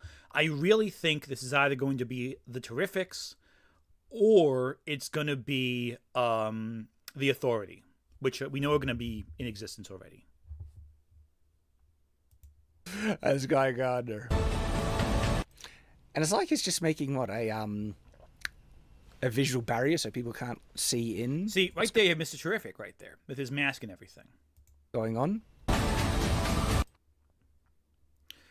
This is pretty big, given that Hawkgirl hasn't been in any full-length film or live action either. Like, she's only been in animation if you look back. Yeah, not only that, but Guy Gardner hasn't been in live action before. Mr. Terrific hasn't been there before. Metamorpho hasn't been there before. And I'm not gonna lie, I love. Let me pause it when you get a good shot. So people can't see in what's going on. Right there, I actually really do like this Hawkgirl outfit. This Hawkgirl costume is really cool. I love the wings. I love the mace. I love the you call it the mask she has on. It's just all around really cool. I do think that it's very clear that they're all dressed the same with the same stripe down the torso into the shoulders, which I think is very distinct. I think it's kind of proof that they're all going to be part of Mr. Terrific's little gang. I would not be surprised if Maxwell Lord maybe hired them or something like that, but we'll find out. Yep. So Hawkgirl. Now, this is where the film starts to manipulate me. Because it's starting to play out the original Superman theme. The whole song has been the Superman theme. It's always been that. It's been that from the beginning, dude. You didn't start playing it. You just didn't notice it was the song. It's been that way the whole time. It's like that scene from Always Sunny. It's like, news flash. I've been hearing it the whole time. Oh, God. Oh, my goodness. Is this trailer manipulating me because it's making me excited and nostalgic? And I love it. It's such nostalgic. And that's why I think, like, don't manipulate me. Don't distract me with that great... Look, I'm glad you're using it, but is this film worthy of it? Yes. Right? Is it actually going to give proper respect to Superman and be worthy of this track? And so I'm not going to give them... Is it showing respect to Superman by saying Krypto the Super Dog is cool and should be in this movie? I'd say certainly. But again, movie's not out yet. Maybe in hindsight it will be terrible, but I would say that this is a little more respectful of Superman than the Joss Whedon Justice League is for having the same theme in it. Just a hunch. Necessarily credit, because from what they're showing here, they're just the visuals separated from the awesome music. Okay, is it really doing anything special? It's showing Superman fighting different random monsters. Okay, nowhere near as powerful as him diving in and saving that girl. Okay, now Superman should be fighting bad guys. I'm not saying not, but there needs to be something a bit more than that. Okay, so this again, I think it's another scene that is missing the mark. Why? Where we see a monster in the background, and from all I can assume is that it is actively killing people right now. right? Why can you assume that? We know it's in the sky. We don't know what the context is. This is clearly like a moment of intimacy before Superman goes fight. Ray the Bookish Bohemian, thank you for the super chat.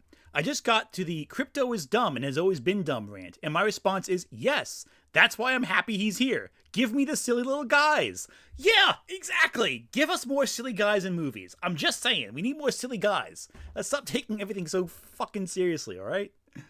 Dashing Char, thank you for super chat. It's like when they put Live and Learn in the Sonic 3 teaser. Did it work? Yes. Also, watch Sonic 3. It rules. I still gotta see Sonic 3. I want to, but I guess I haven't got a chance to yet. Yeah, but it's nostalgic. It's meant to harken back to the fun you remember. It's all really cool, and I love that stuff. It's meant to bring you in, to draw you in, and it's exciting. I love it. We want to have that fun stuff. We need silly guys in this stuff, in general. In this very moment, it's shooting a laser beam. How do you know it's shooting a laser beam? It looks like the laser beam is being shot at it. Like to hold it back, basically. Also, we don't know the context of this scene, so you don't know that for sure. What's most likely happening is there's something restraining it, like maybe Green Arrow's lantern, maybe Mr. Terrific's power, maybe there's like some Lex Luthor device holding it back. Who knows what? But it's something that's restraining it for now, it looks like. Because if there's not a sense of urgency, there's probably a reason for that in the plot. We've given no other context to, nothing indicates that, it's not a death ray, it's just scanning people. Okay? Why do you assume it's doing it? How do you know it's not restraining it? That this whole big circle is not like a containment field? You know? Steph the Scientist, thank you for super chat. Chad calling a musical theme manipulation is like people unironically using the term gaslight in media criticism. It's just storytelling. Yeah, well, gaslighting can be a tool in a narrative, sure, but a trailer having a familiar theme it's not manipulation, it's just market value. It's just getting you to watch the movie. Like, Chad's like, what's the context of this scene? Well, maybe watch the movie and find out what the context is. Maybe the context is terrible. I don't know yet. Haven't seen the movie. James Gunn hasn't invited me to his secret lair to show me the movie in this way. But, like, we don't know that. We don't know what the context is yet, but we're going to find out. See a monster like that shooting a laser beam, you assume it's killing people. And instead of not hesitating, saying, I gotta save people, Superman is actively letting people die just so he can have a lovey-dovey moment with Lois Lane. We don't know if that's even an attack. It's probably a containment field containing the actual enemy. Shad's making a lot of assumptions about a scene he has no context for, and is making a whole big rant about something that to me looks like someone is firing a beam up at a monster and containing it. Maybe the other superheroes are fighting, he's having a moment to suit up, and he's just having a moment of intimacy before he goes out and fights, presumably possibly to his doom. John T. Psycho, thank you for super chat. James Gunn is a great person. I agree. He seems like a really cool guy in general. Like, people are, here's the thing, here's a mark how you know a guy is really cool in Hollywood. When James Gunn was fired from Guardians of the Galaxy Volume 3 because of the whole thing, every single actor who was working on the film wrote a petition to bring James Gunn back. Like freaking Batista was willing to drop the movie if James Gunn wasn't brought back. Like, that tells you there's loyalty there.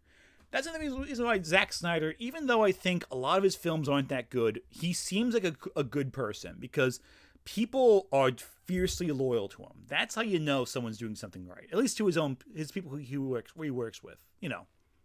Renaissance Nerd, thank you for super chat. People always get mad at trailers for not showing context when they're too conservative, and then get upset when trailers spoil too much. Yeah, I'd rather not know what's happening in the scene from the trailer. I just want to get snippets of it because it's the trailer. If I want to know what's happening in the movie, I'll just watch the movie. The trailer's supposed to make me excited for the movie, and it's working. It's working. Right? Look, yes, good, he cares for Lois Lane, but seriously, people are dying right now. You don't know that. You don't know what the context is, Shad. What are you fucking talking about? He would not just like, we can let a couple hundred, another 100, that's fine. I need to focus on No. Pictured, a man gets angry at absolutely nothing of a problem he's invented in his own head. No, right? Again, another clear example where I feel this is missing the mark completely about who Superman is, what we want out of a Superman movie, and it makes me concerned. More. Okay, so Shad thinks that Lois and Clark being together is missing the mark of Superman. Because Lois and Clark being together has never been a major part of Superman stories ever. Like, when everyone got so angry at My Adventure with Superman for that one episode where Lois Lane did something ridiculous to get Superman to expose himself, and people got angry at Lois Lane when that's the most Lois Lane thing that she could possibly do. Like, come on. He's getting angry at nothing. He's inventing a problem with the trailer and getting so angry about it. And he's building upon his own frustration to get angry at something that's not even a problem. It's ridiculous. More worried than excited that they're not understanding this character. Like this moment, it comes back a couple of times. All right, it cuts away. They're going to cut back. But also, he's not. Why is Shad not talking about the robot? Okay, he's going to talk about it. Never mind. Robot assistant in his Fortress of Solitude. So what? His Fortress of Solitude is going to get attacked. Like these seems like moments that might happen much further into the Superman story. So unless maybe this is that like Superman's. You can actually tell from his outfit. Look at that. It's like soot on there. What probably happens is this scene happens before he goes back to the city and gets the can thrown at his head. His fortress probably gets attacked. He returns home in some way. Well, returns to Metropolis, and that's shortly thereafter. I think that's what's going to happen. The fortress is going to get attacked in some fashion. He's going to go back to Metropolis, and the people are going to blame him for something that happened. They're going to get angry at him. I think it's going to be a big thing that happens here, because looking at the costume design and all that, I think it's all connected. But I digress. It's been around for ages already. And now there's like, let's deconstruct Superman, have him defeated, have him think that he's going to lose everything. That's not the right way to introduce the beginning of a new arc for Superman. Wait, Superman always has struggles and adversities in all of these movies. Do you think Superman should just have no troubles at all and not like everything should be fine? Giving Superman adversity to overcome is what makes him interesting. Like, it sounds like Shad wants a very boring first story for Superman, where he just does everything perfectly and never has any trouble, and he's always strong and powerful. Strength, true strength, comes from overcoming the odds. If something were easy, it wouldn't be a triumph to overcome it. Okay, so why is there a robot? Well, Superman's Fortress of Solitude does have robots. In some versions, different types of robots. This robot looks very much like a classic version of the robots, like robot assistants, archivists from Krypton. In some versions, a variant of Brainiac. I'm not saying this is going to be a Brainiac robot. I don't know that for sure. But the Fortress does come with machines from Krypton. In the recent My Adventure with Superman, there were a lot of Brainiac robots, which I don't think they're going to do here. Was Death of Superman a deconstruction? No, it was just a story where Superman dies. It's not really deconstruction. It's just Superman gets killed. Death of Superman is not a deconstruction of Superman. A deconstruction of Superman would be Alan Moore's What Happened to the Man of Tomorrow, or What's So Funny About Truth, Just the American Way, or even All-Star Superman to an extent, which is also a reconstruction of Superman, I'd say. Give us Eradicator. I hope Eradicator means something interesting. Right? You need to earn these moments, building up to it, not just bring us right there and forget all the. Because no, the build up is enjoyable if you do it right, even in different ways. Even though we've seen it before, do it well, and I'll still show up. This doesn't look like it. Because that was like the growth of the Fortress of Solitude there. Yeah. Like his own. It's the start of his story, no? Don't know who that is. That's Metamorpho. Do you think it might be Brainiac or something? It's Metamorpho. It's Metamorpho, dude. It's Metamorpho. That's who it is. Also, this shot of Nicholas Hoult is fantastic. This Lex Luthor looks like he's pissed, and I can't wait to see him like pull shit up. It's gonna be great. Good Lex Luthor? Angry Lex Luthor? Was that him pushing the building up? No, that's... His at the Daily Wire. Sorry, not the Daily Planet. That would be a very different movie if it's Clark Kent going to work at the Daily Wire. That would be something. Is that the Daily Planet globe above them? Probably. And it looks like it's pushing against a monster. Look, Love this shot. It's so Crypto great. dragging a defeated, half-dead Superman through the snow. Yeah. How can you be upset with a good boy bringing his owner back home? How can his pet dad home? How can you not love that? It's not inspiring. It is not. It's inspiring, dude. It's Crypto trotting through the snow with a happy, joyous expression on his face. That's great stuff. It's a sign of love. It's a sign of the love between a pet and his pet dad. It's fantastic. You would know that if he had a dog. Worthy of the music you're playing right now. Yes, it's a good boy. So some superhuman person Mr. in Terrific. black. It's this Mr. is this Terrific. person there. They can clearly fly. It's Mr. Terrific. Again, this is stuff that you would know. Okay, sorry. He rams Superman. Superman's struggling to push him back. Is it this guy? I don't know. It's Mr. Terrific. What's his name? Mr. Terrific. It's forget. Mr. Terrific. Relationship with Lois? We would want to see that.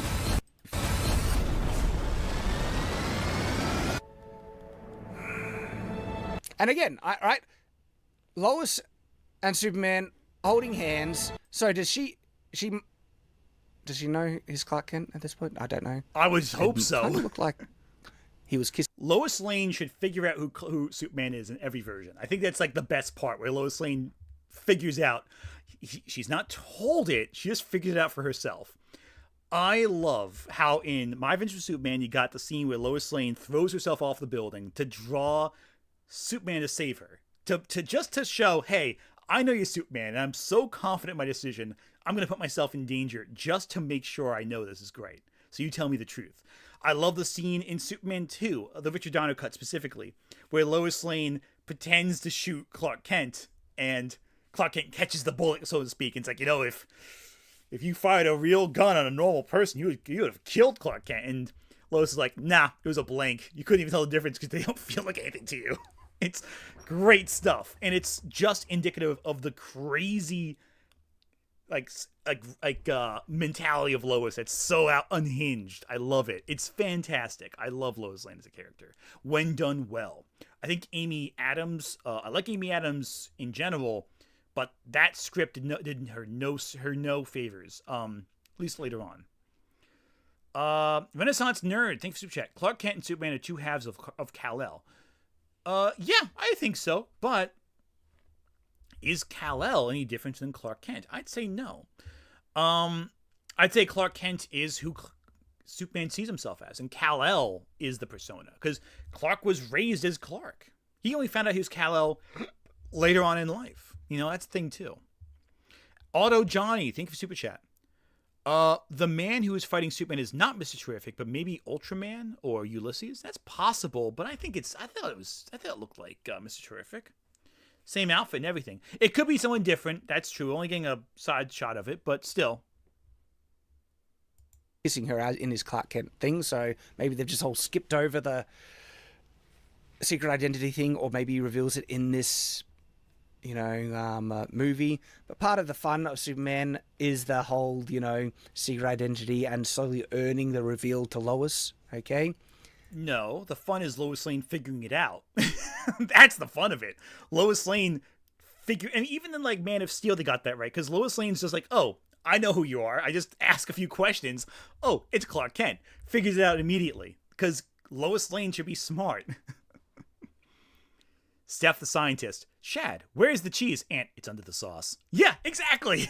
I feel a little robbed that we're not getting that. This is a new Superman franchise. There's many aspects to the Superman story and arc that I, as a fan, would want to see. And I'm a little annoyed that it's potentially just skipping over it. And look... Are you upset that Lois Lane will figure out who Clark Kent is? You don't know what the story's going to be involving Lois and Clark. Just saying. We saw the glowy alien thing in the background. Is that alien thing just still killing people? And it's just like...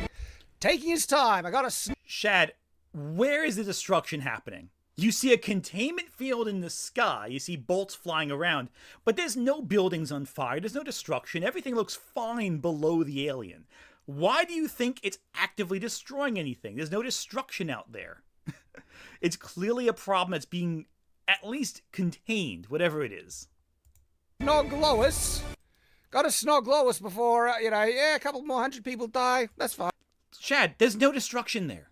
No buildings on fire. Nothing is currently in active danger. It is a big circle in the sky with a laser beam flying at it. So clearly it's like a beam struggle or something, or maybe a containment field. But it's holding for now. We have no reason to believe, based on this trailer, that Superman is watching as things get destroyed. Fine.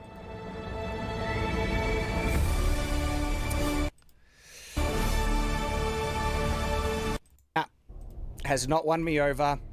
It has not earned the music of what they're showing. Okay, DC Studios again, great. Nah. Has not won me over. Well, that's great, Shad. It hasn't won you over. It's won me over for a heartbeat, so. Because this right here is the image of Superman that they want the main thing, okay? Because then we have comments like this. Oh, using Fandom Pulse, using John De La Rue's website, I believe, right? That's John De La Rue's website?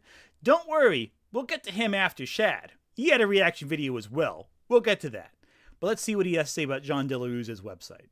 From James Gunn, and this is posted by Fandom Pulse. James Gunn says, battered Superman is a metaphor for the United States of America. Says the film shares many elements with Game of Thrones, and it's not a fascistic power. It's not a fascistic power fantasy. What the hell? How about you read the article and find out what the actual quote is, Shad? Are you going to? That mean? Read the quote. That's the thing with these guys. They always stop with the headline. Is he indicating that, like, previous Superman is a Are you going to read the actual quote? Power fantasy? Holy crap! That's not... What are you talking about, dude? Okay, what's the actual quote? Let's see the whole thing. Let's find out.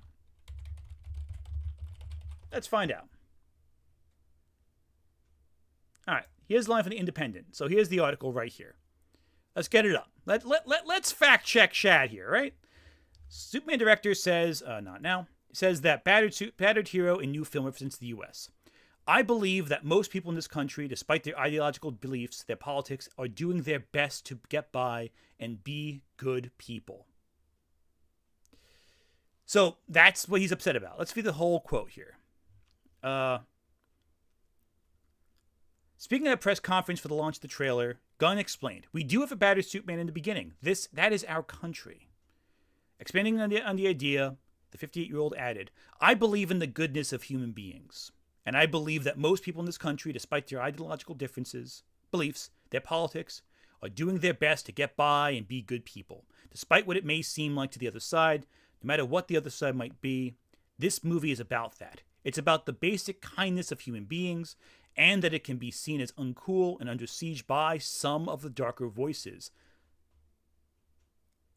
It can be seen as uncool and under siege by some of the darker voices are some of the louder voices. I think that's a weird little addition right there.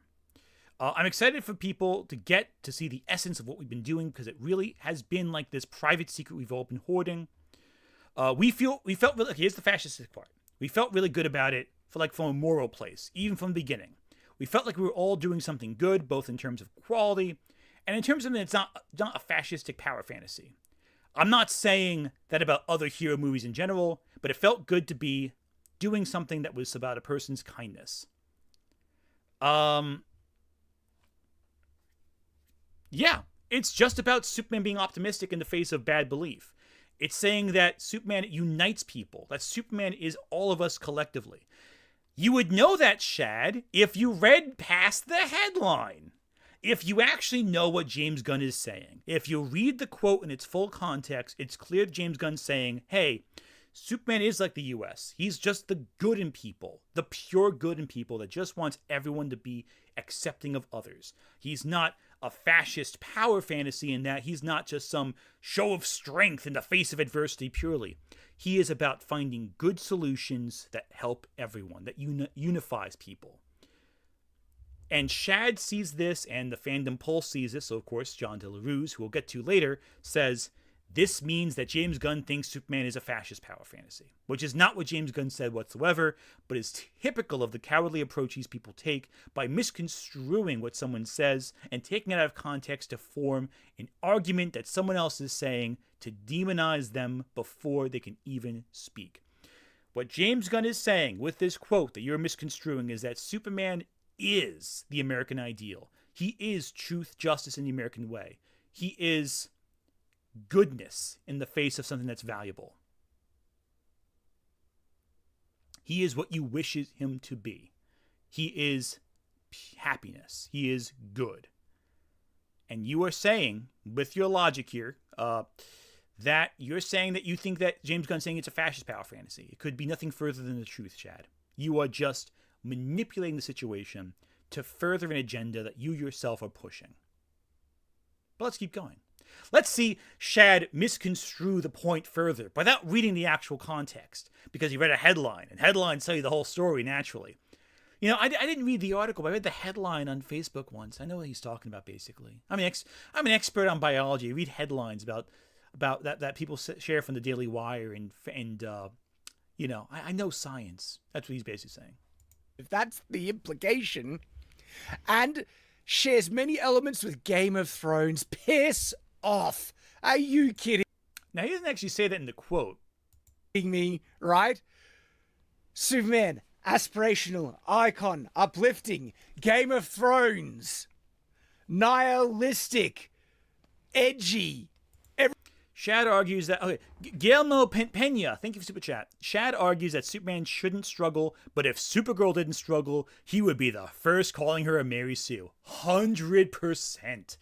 I am worried about what they're going to say about Supergirl when that movie comes out, because they're filming it. They're filming it shortly.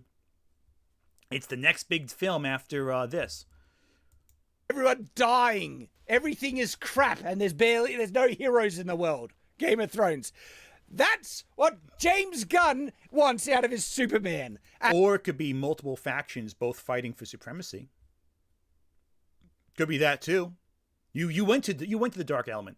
It's a marketing lingo at this point. Every fantasy story is like Game of Thrones. It's become like, oh, it's a Harry Potter for grown-ups. If you haven't seen that one video, I'm getting sidetracked. As indicated by the battered and defeated Superman. This confirms every single concern that the trailer shows. As I just explained, based on reading what he actually said, you couldn't be further from the truth. That's his perspective. That's what is like. No, this is. I like. Shad, read the fucking quote. Read the whole quote. Read it. Read it on your channel. Why aren't you reading it, actually, Shad? What are you hiding by not reading the quote? It's almost like you know the full quote ruins your argument, and you can't say that because your audience might actually learn something. I'll still watch it to review, but if I wasn't a reviewer, I would probably pass on this completely. Now, it's like, you guys, you're not doing Superman. You're wanting to do some edgy or deconstruction bullcrap, Game of Thrones nihilistic trash. Now, I'm not saying Game of Thrones is trash, but I'm saying the constant push for nihilism and the deconstruction of the hero is trash now. How can you watch a trailer where a kid raises a flag to Superman and begs for his help? That's playing with triumphant imagery while Superman flies around the world, and think that's deconstructionist. Especially because Shad has not explained how it's deconstructionist. He's just saying it's deconstructionist. It's deconstructionist. And it's self-evident because it's clearly deconstructionist. But Shad, you're forgetting a key point. Explaining How something is deconstructionist is just as important as explaining anything else. You have to justify how it is. What mechanics of the story are clearly deconstructionist to you? How is it that? You haven't explained yet. Because I don't think you know how. Because you don't really know what you're talking about. As you do. It's gone too far. We're at a moment where, more than anything, an aspirational Superman is the message I think the world needs. Something uplifting. I repeat, his intention is that Superman brings the world together despite ideological differences because he wants Superman to be someone who brings hope. How is that anything but optimistic? If you read the full quote, you'd realize why everything you're saying has no weight to it. His crap.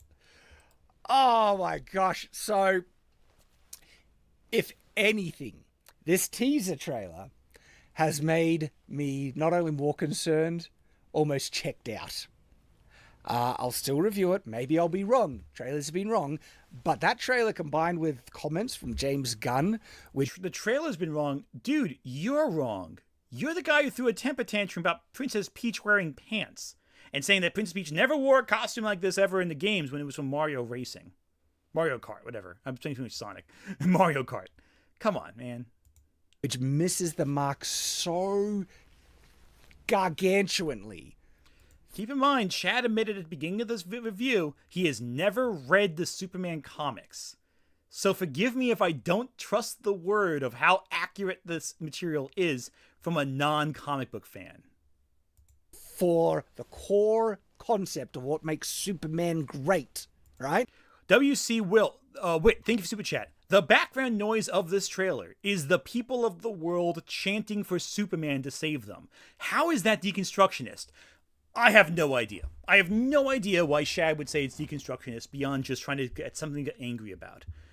Like, it's ridiculous. He is just making crap up. Like, how does anyone take this seriously? How does anyone take this guy seriously right now? When he was just talking about swords, we didn't know enough about weapons to actually call him out on his inaccuracies and lack of knowledge. The problem is, now we do know what he's talking about. He's talking about a field he knows much less about, but he's talking like an authority. And because of that, it's so much easier to say, hey, Shad doesn't know what he's talking about with this. Maybe he didn't know about anything else either. Logan Messiah. Crypto or Fortress of Solitude popcorn bucket? I'm going with Fortress of Solitude because I don't want to reach inside of a dog and eat out of it. That's just depressing to me. It would be like when Deadpool does it, it's fine. But like, or the Sandworm does it, it's fine. But a dog, I don't want to think of a dog like that. That's weird to me. It's just maybe like, nah. Yeah, this is going to be trash. Let me know what you guys think in the comments below. Oh, I don't need to. I think I told you exactly what I think, Shad. That you're full of shit. I am concerned. I don't care. And as always, stay on watch.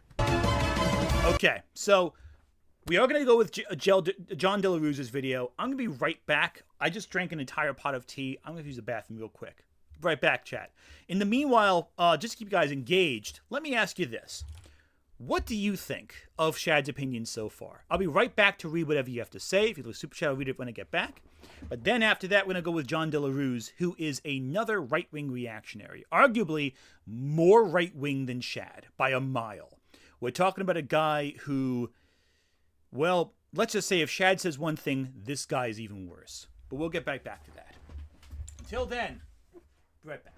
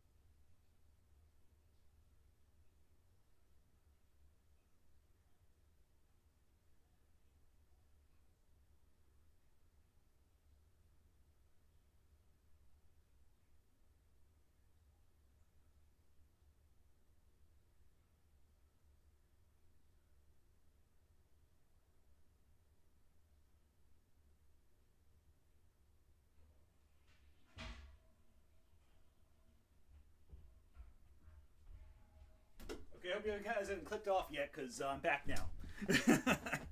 Hope I didn't lose all of you guys with that brief break, but I've returned. We are good.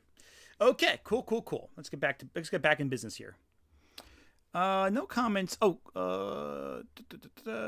send me the comments of tearing them apart. We'll take a look in a second. Yeah, so let's take a look at the comments real quick.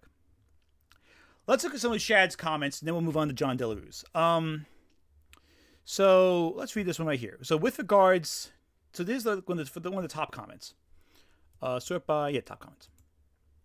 With regard to Superman starting in the trailer in defeat, I think it's meant to be a meta statement about the current state of the character. He's been beaten down and bloodied, but the trailer ends with him taking to the sky. That doesn't tell us whether the movie is good or not, but I think they're trying to present that idea that we're bringing back the character out of this low place and putting him back where he belongs. Yeah, that's a more insightful comment than anything that Shad said in the whole thing so far. Sigh, I love dogs and love Crypto, cheesy or otherwise. You're breaking my heart calling him a dumb dog. Even the comments roast him for that, and people like that. Oh, this one has a lot of comments, a lot of likes right here.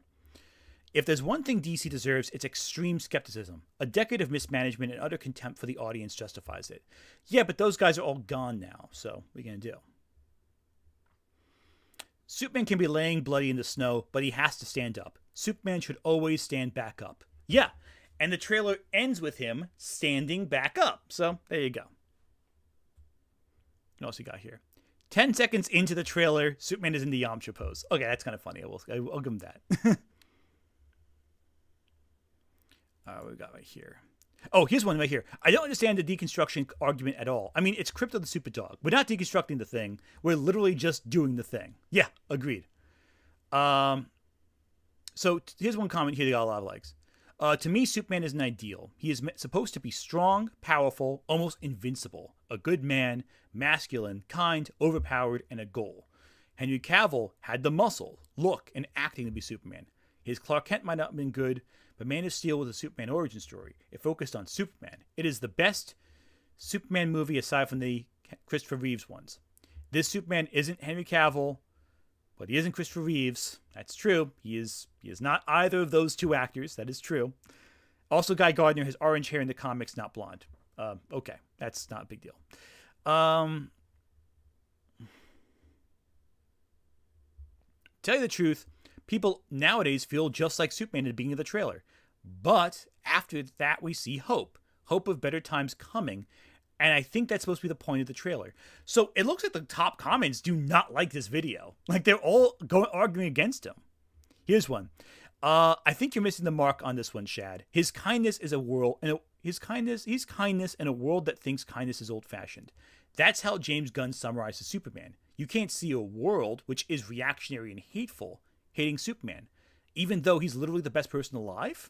Also, on the part where the big glowing thing is in the background, it's likely not a monster, maybe some sort of light show. Superman has a coffee in that scene. Crypto, I will agree, is a weird choice, but hell, why not? Yeah, so it looks like all the comments are kind of like, very against Shad.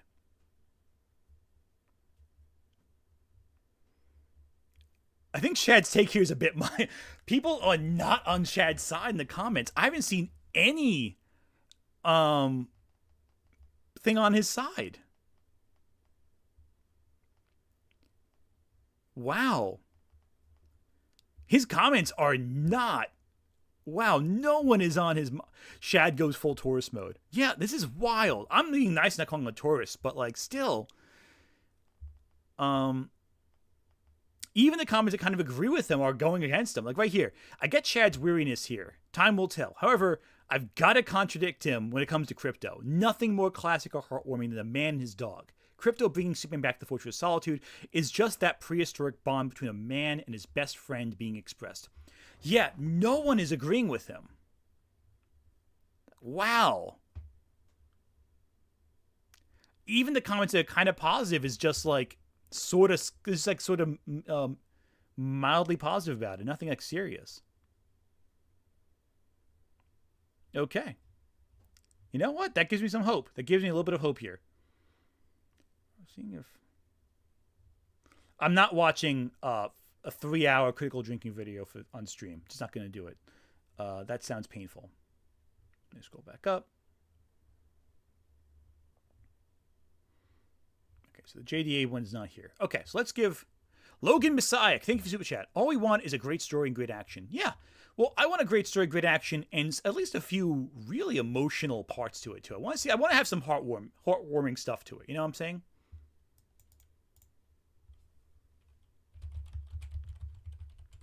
Okay. This is a little different. This guy right here, he's been a character for a while here. That's been okay. So he's done. So John Delarue has done 3 videos already about the Superman trailer. He's done one every day this week with almost the same thumbnail. This is going to be woke and this is right wing.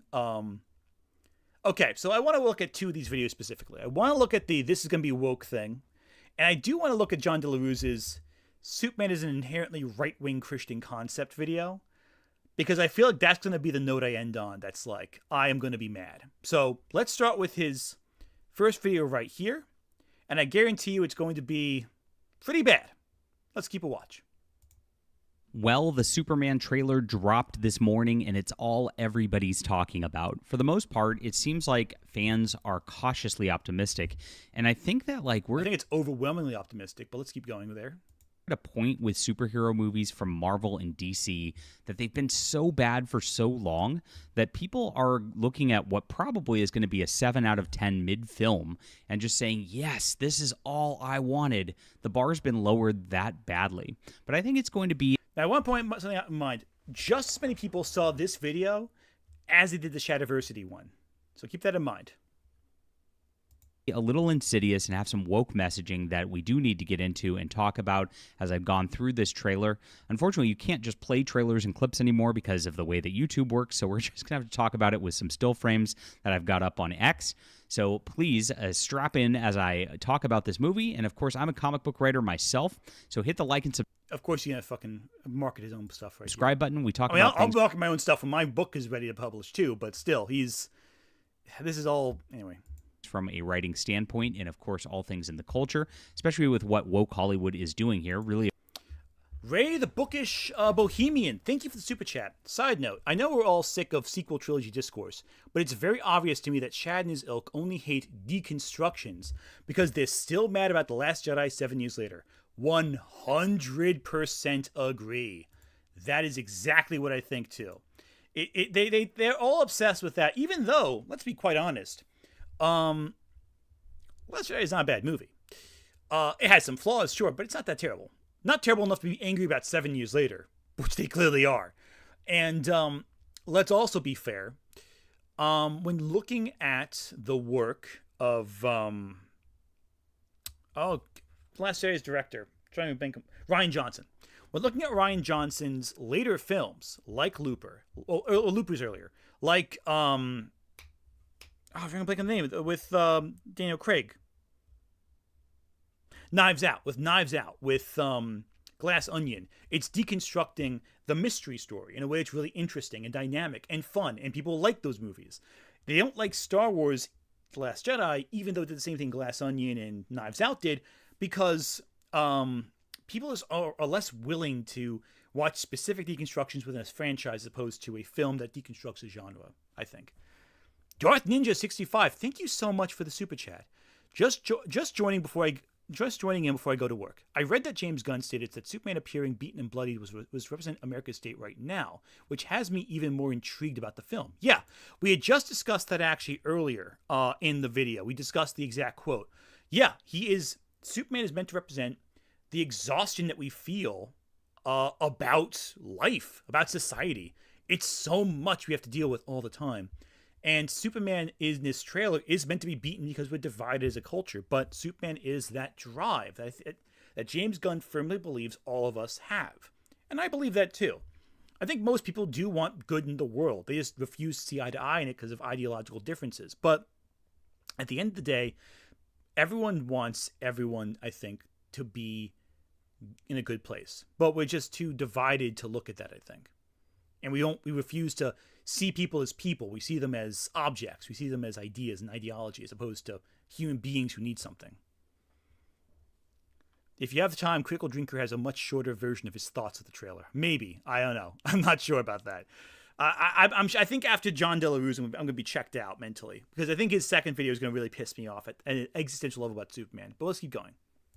Appreciate you getting us to over 50,000 subscribers so far, and I would love for you to sign up for my newsletter. Actually, thank you for getting.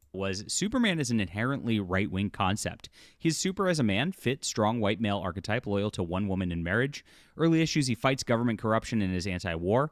Not to mention, he's a Christ figure. Do you agree? And he's not a Christ figure, you dumbass. He's a Moses metaphor. He's a Christ figure in exclusively certain film adaptations. He is not a Christ metaphor.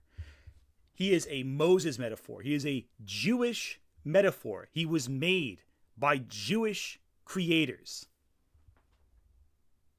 Christ metaphor, you dumbass. Place the still image from their trailer that they put up, which was like a preview image. That's not from the trailer. It's the poster. Teaser of the trailer. Oh my gosh. Yeah. It's the poster. I'll fix it and edit, guys. There's too many teasers. But it's the poster. This, like, everybody was like going off, oh, he's looking up. It's amazing. It's optimistic. Really, really weird, because like that was the messaging a day ago. And then when you open this trailer, it immediately like opens with Superman getting his ass kicked. Like he has no ability to fight whoever he's fighting. We don't know that. We just know he lost. What is with all these reactions saying Superman is powerless? We know he's powerful. We see it in the trailer. Superman has great power. That means whatever beat him is stronger. That's what it means. Very, very weird and mixed messaging immediately. Is this going to be optimism, or is it going to be a heavy, dark, super gory movie? I can't. Super gory movie? Gory? What planet are you living on, dude? Gory. Tell just yet. I can't imagine it'll be as bad as the one from a few years ago, The Man of Steel. But still, it looks like visually every single other DC movie, like Aquaman or like any of the other recent ones as well. I can't tell. Aquaman, the recent DC film that came out in, what was that, 2017? Aquaman, recent DC film. You're a comic book writer, right? You think you can name a DC movie that came out a little before that? Like, say, yeah, because recent DC films. Yeah, this movie looks just like The Batman, doesn't it? Looks just like The Batman, which is the more recent than Aquaman. Any like real tonal difference here from James Gunn from what they've already been doing. Makes you wonder, like, why are they resetting the universe and all this stuff? Whatever. So that's where it starts. Also, loyal to one woman in marriage. When has a single right-wing politician ever been loyal to the same woman in marriage? Just saying. There are some red flags right away. Of course, Perry White, the guy from the Daily Planet, has been replaced with a black guy. And has he? A second time? I didn't even notice that. This is like the third or fourth time it's happened. No one cares about Perry White's race. Perry White's race is not relevant to the character, so he can be any actor you want. It's fine. Doesn't matter. Immediately, like, I've noticed that nobody's taking any issue with this. And that just tells me at this point, everybody's been so desensitized to a white person as a tertiary character getting replaced with a black person at this point that it's not even a controversy anymore. And this is how they move the Overton window. This is how Hollywood, like, slowly boils you. They turn up the heat a little bit with the wokeness over and over and over again. And I think they pushed really far. And so I think James Gunn is... This isn't even the first time Perry White's been black. Okay, let's get that out of the way first. Second off, pushing the Overton window, Perry White's race does not matter to his character in any way. There is no, you can cast any actor in that role. Doesn't matter. No one cares because it doesn't matter. It's so irrelevant. Like, again, this is something that even Shad didn't point out. Shad did not point out any character's ethnicity like Perry White. This is clearly just John DeLaRue's getting angry that black people have a job in Hollywood. It's ridiculous. He's so confident about this. Again, Man of Steel had Lawrence Fishburne as Perry White. So it's not the first time it's happened. No one cares. And he's acting like this big conspiracy theory about moving the Overton window over. It's like, no, they cast an actor for a role. It was the best guy who showed up for the role, and that's it. No one cares. is going to dial it back a little bit, but there are signs that there are going to be woke elements in this film already from the trailer, and what James Gunn is setting up is pretty obvious from this. Now, Lex Luthor is not one of those, I don't think. While he's a slightly effeminate compared to some of Slightly effeminate? What are you talking about? Adrian Parchman, thank you for Super Chat. Aquaman 2 is the most recent movie, by the way, 2023. You're forgetting about Joker 2. That's technically the last DC film to come out. I know you wish it wasn't. I mean, of course, Creature Commandos is currently out, but Aquaman 2 is recent. But he didn't say Aquaman 2. He said Aquaman, which is from 2017. I'll get you there. But I see what you're saying. I'm joking, but you know what I'm trying to say. I think, hopefully. Slightly effeminate? What are you talking about? He's just in a suit and he's bald. What's effeminate about him? What's remotely effeminate? the Lex Luthors we've seen in the past. I do think this is a pretty decent casting choice on them. This is my joke I made on X this morning as well. I'm going to tell my grandkids this was Billy Corgan of the Smashing Pumpkins. Looks like Billy Corgan of the Smashing Pumpkins if you're old. He thought that was so funny he had to tell it on YouTube as well. He thought he was so funny. He thought this joke was so funny he had to repeat it off of Twitter on YouTube. Also, anyone who says the word I posted this on X is already manipulating the situation a little bit. Old enough to remember the Smashing Pumpkins there. Leave a nod down below to that. I've been posting on other people's comments saying, despite all my rage, I'm still just a rat in a cage with this as well. A big Pumpkins fan from way back. Okay, stop talking about Smashing Pumpkins. But I think this is a pretty decent casting choice right here. Looks pretty good. But that's not the issue that I've seen with this whole thing. It's really this. James Gunn is setting up a DC universe with diversity superheroes, baiting everybody with a mid-Superman movie. And like I said, this trailer, it looks disjointed. You don't get any sense of the story from it. It's just random action scenes combined with random... JDA, if I may call you JDA, why do you want the trailer to spoil the plot of the movie? They're showing you bits to get you interested. That's it. Like, he's insisting the movie, it's gotta be mid, it's gonna be bad. Like, you don't know that. The movie hasn't come out yet. Chill out. Watch the movie before you say it's mid or anything like that. The trailer is just meant to show you an idea of the tone of the movie. Trailers, I'm sure we saw the Alien trailer back from the 70s say, oh, it's so disjointed. It doesn't tell you anything about the plot of the film. Gives you an idea of the vibe, though, doesn't it? He's kissing Lois Lane, etc. Like, things that you just like are going to be like, huh. It looks Superman-y, but you can't really tell anything other than that. And of course, there's a guitar version of the old Superman theme on top of it to kind of bring back the member berries, which is intentional, of course. But it's intentionally included music in the trailer? I had no idea. I thought it was an accident that they had the Superman music in the Superman movie trailer. That's so stunning to me. It was intentional? I had no idea. You look at the casting for these superheroes who are also in it, you've got a hawk girl who's a Latina, diverse hawk girl. And of course, just using a hawk girl instead of a hawk man, who's the main character she was based on to begin with, is a woke diversity choice to begin with. Hawk girl exists in the narrative. She's a character. Using hawk girl instead of hawk man is woke. No, it's another superhero. Are you going to say it was woke when the Justice League animated series used hawk girl in it? It's possible she was just chosen because James Gunn recognized that people my age would recognize Hawkgirl from the Justice League cartoon, who was a major character in that story. That's possible. Also, Hawkman has been adapted previously, so maybe he chose Hawkgirl to be different from Black Adam, which used Hawkman. That could be it too. Also, people like Hawkgirl more than Hawkman in general. Yeah, so Mr. Terrific and Green Lantern and Hawkgirl too with the white stripe, they all wearing a very similar outfit. I think they're all like wearing a uniform basically, like a collective. In DC Comics, the character is portrayed as like this bisexual, whatever, everything sexual at this point. And so you can imagine that this might be part of her plot point as it goes forward. There's also Mr. Terrific. John, you're an asshole.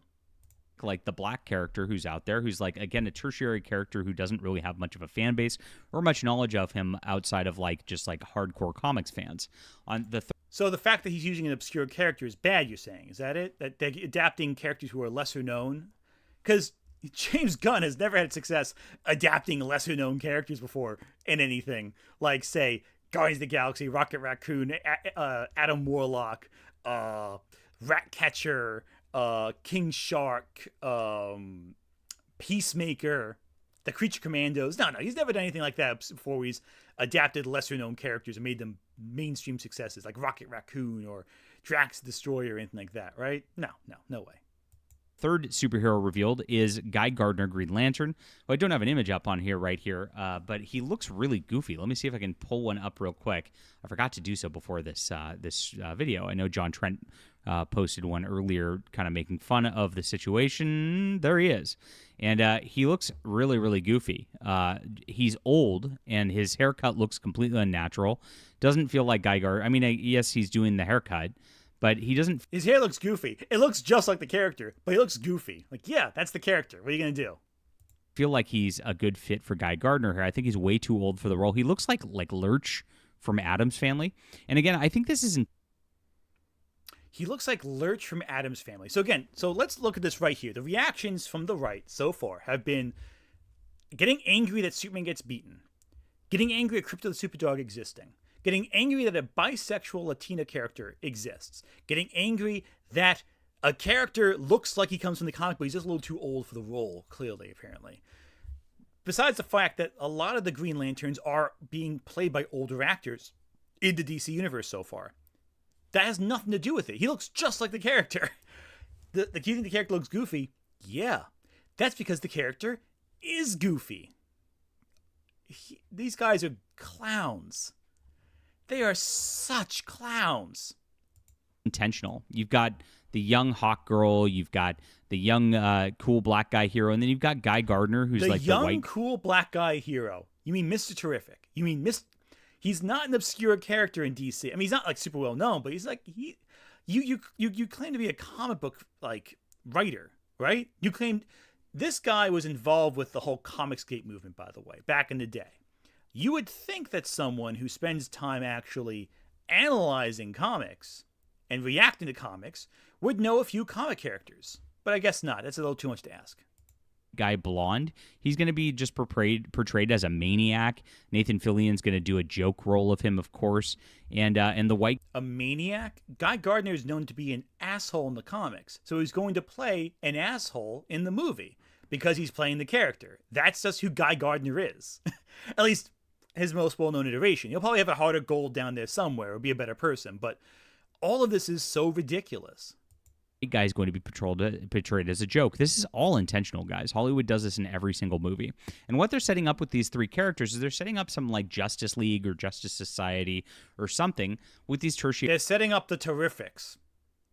They're all wearing the same outfit. It's a corporate unit. They're going to be the Terrifics. Characters later with James Gunn, because what DC thinks that they can do here is they know they have Superman and Batman films and they work for the most part, but their other films always fail. And so James Gunn's going to set up this diverse team as like a Guardians of the Galaxy, because what he did for Marvel was make Guardians of the Galaxy into something that was a property from nothing. But he... Fiery One, thank you for Super Chat. Right-wingers ain't bright. Yeah, he's really not bright.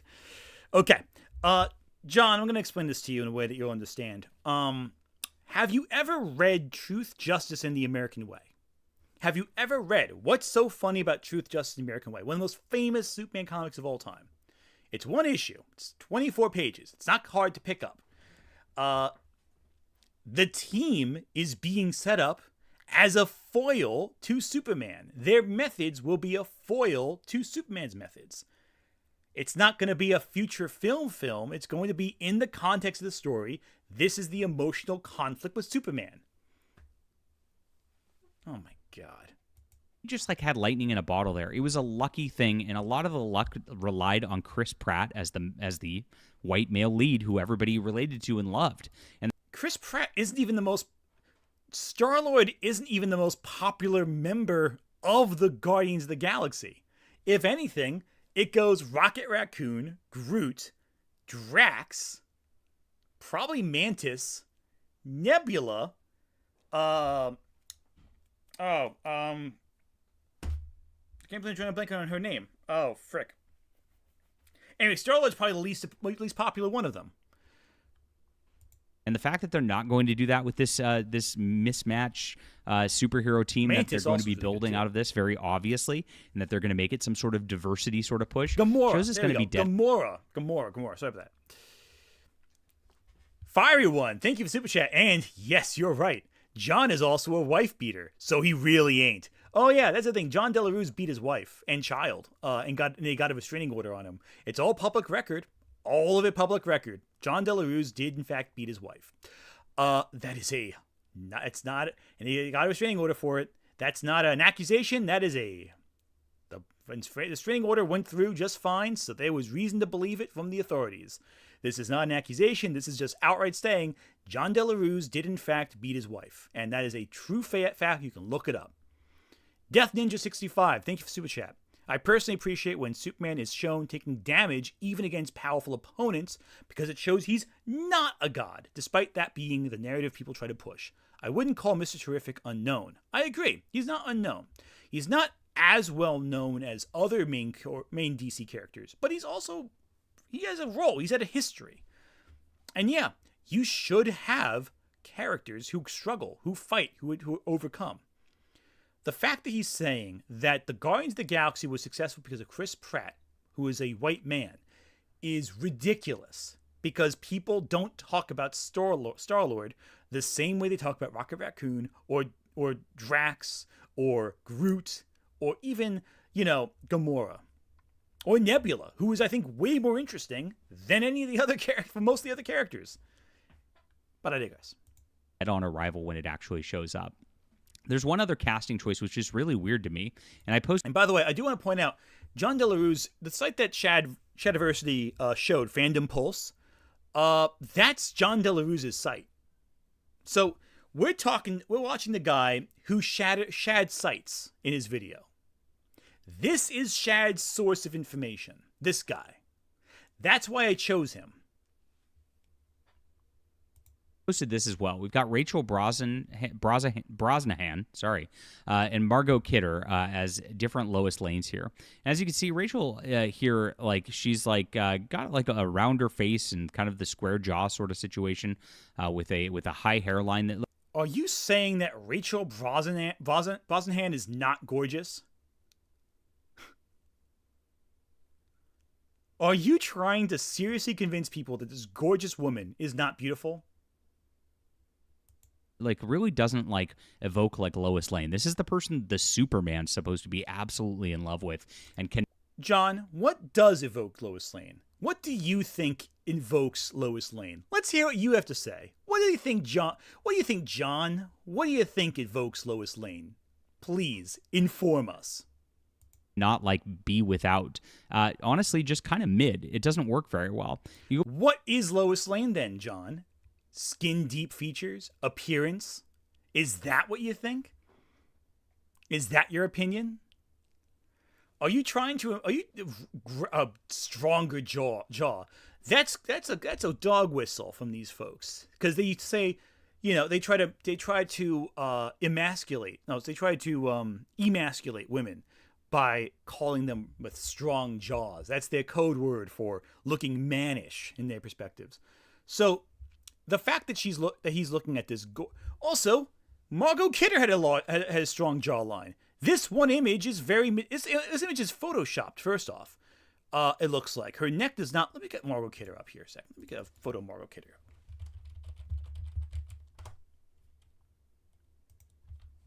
In the Superman movies. Let's get Margot Kidder up here for a second. Let's look at this. I can't find the exact photo we're talking about, but here's another image of this. Let's say the same general angle. So let's say this image right here. Let's look right here. So you look at this image right here, and you say, oh, well, stronger jawline, different looking face, different angle. Shows a very specific, they look pretty similar, I think. You look at Margot Kidder in this one shot that looks photoshopped in some way from an interesting angle. Her neck looks really thin compared to normally. Doesn't look like a natural angle. So, yeah, I'd say John Delarue is making stuff up. And her jawline is much stronger than in this photo right here. And you know why no one cares? Because no one cares about that stuff. Lois Lane is more than just a set of features that you assign to say, oh, these are Lois Lane features. It's so ridiculous and so absurd and so obviously transparent in what he's trying to say that he's rooting it in his transphobia. Because again, that's what all these people do. They fall back on the same set of insults about women to mock them because they hate trans people. That's what it comes down to. So I digress. This does not look like a real image. This looks really. Wait a second. Hang on.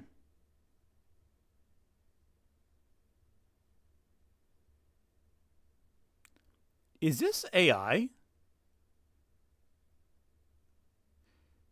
Hang on. Finger ends here. This looks like an extra finger here or a shadow finger. Is this AI generated? Is this not real?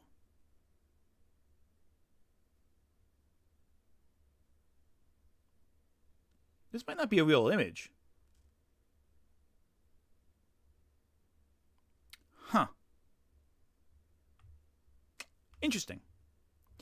John Stamper, thank you for Super Chat. Rachel is tied with Erica Durance for the hottest Lois, in my opinion. They're all great, though. Yeah, we haven't had a bad Lois Lane. I think Amy Adams was just given weak material to work with, but, like, they're all gorgeous. They're fantastic people. Yeah, look at the shadows. Yeah, this is AI generated. Yeah, the shadow's right there. That doesn't make any sense. This shadow doesn't make any sense. This looks AI. Shadow's not matching up. Lois has no shadow here. The foot almost looks fused to the leg. Yeah, this is AI generated. This isn't even a real person. Matt Hemming, thank you for Super Chat. People appropriating Jewish stuff, then pretending it's Christian is the only thing that Superman and Jesus have in common. Yeah, that's funny, but you're completely correct there. Yeah, so John, you're using an AI generated image and saying this is like a perfect Lois Lane. It's not even what Margot Kidder looked like. Yeah, this is ridiculous. Go back to like Margot right here, and you could tell that she's got that like perfect feminine physique. It's not a real person. It's an AI generated image. The arm doesn't even make sense. The more I look at it, the worse it gets. This is the perfect woman. An AI generated image. It's not even what Margot Kidder looked like, you fake. Sawsome Awesomeness. Thank you for Super Chat. What do you think of the Tim Burton Superman movie like Kevin Smith would have been like? Honestly, I think it would have been interesting. I don't know if it would have been good, but it would have been very interesting. Oh, it is a real image, but it's squashed and stretched, which deforms to make it look thinner. Yeah, okay, that's my point too. He's distorting an image that really exists. So whether it's AI generated or heavily photoshopped, the end result's the same. This is not what Margot Kidder looked like. So he's acting like this fake version of Margot Kidder is the actual Margot Kidder. It's ridiculous. In the 1978 film that worked really, really well. I think this is intentional for Hollywood too. I've seen it in a lot of films lately. I said Hollywood has worked hard not to cast beautiful women in leading roles as social conditioning, and it's to change men's perception of women. I think this is part of why modern big budget films fail, and I think this is going to be a big detriment to the Superman film as it goes on. Now, of course, you are so beautiful. John, let's be here. How can you look at this person and not say she's gorgeous? Let's just be blunt about it. She's a gorgeous woman. She's widely liked. Oh my God. The shills in mainstream comics are just gushing about this. Gail Simone, who's currently writing Uncanny X-Men, just came off of an Action Comics Superman herself. She is propped up as like the main feminist. John Delarue has been harassing Gail Simone for the better part of a decade now. It's ridiculous. Of the comic book industry at this point.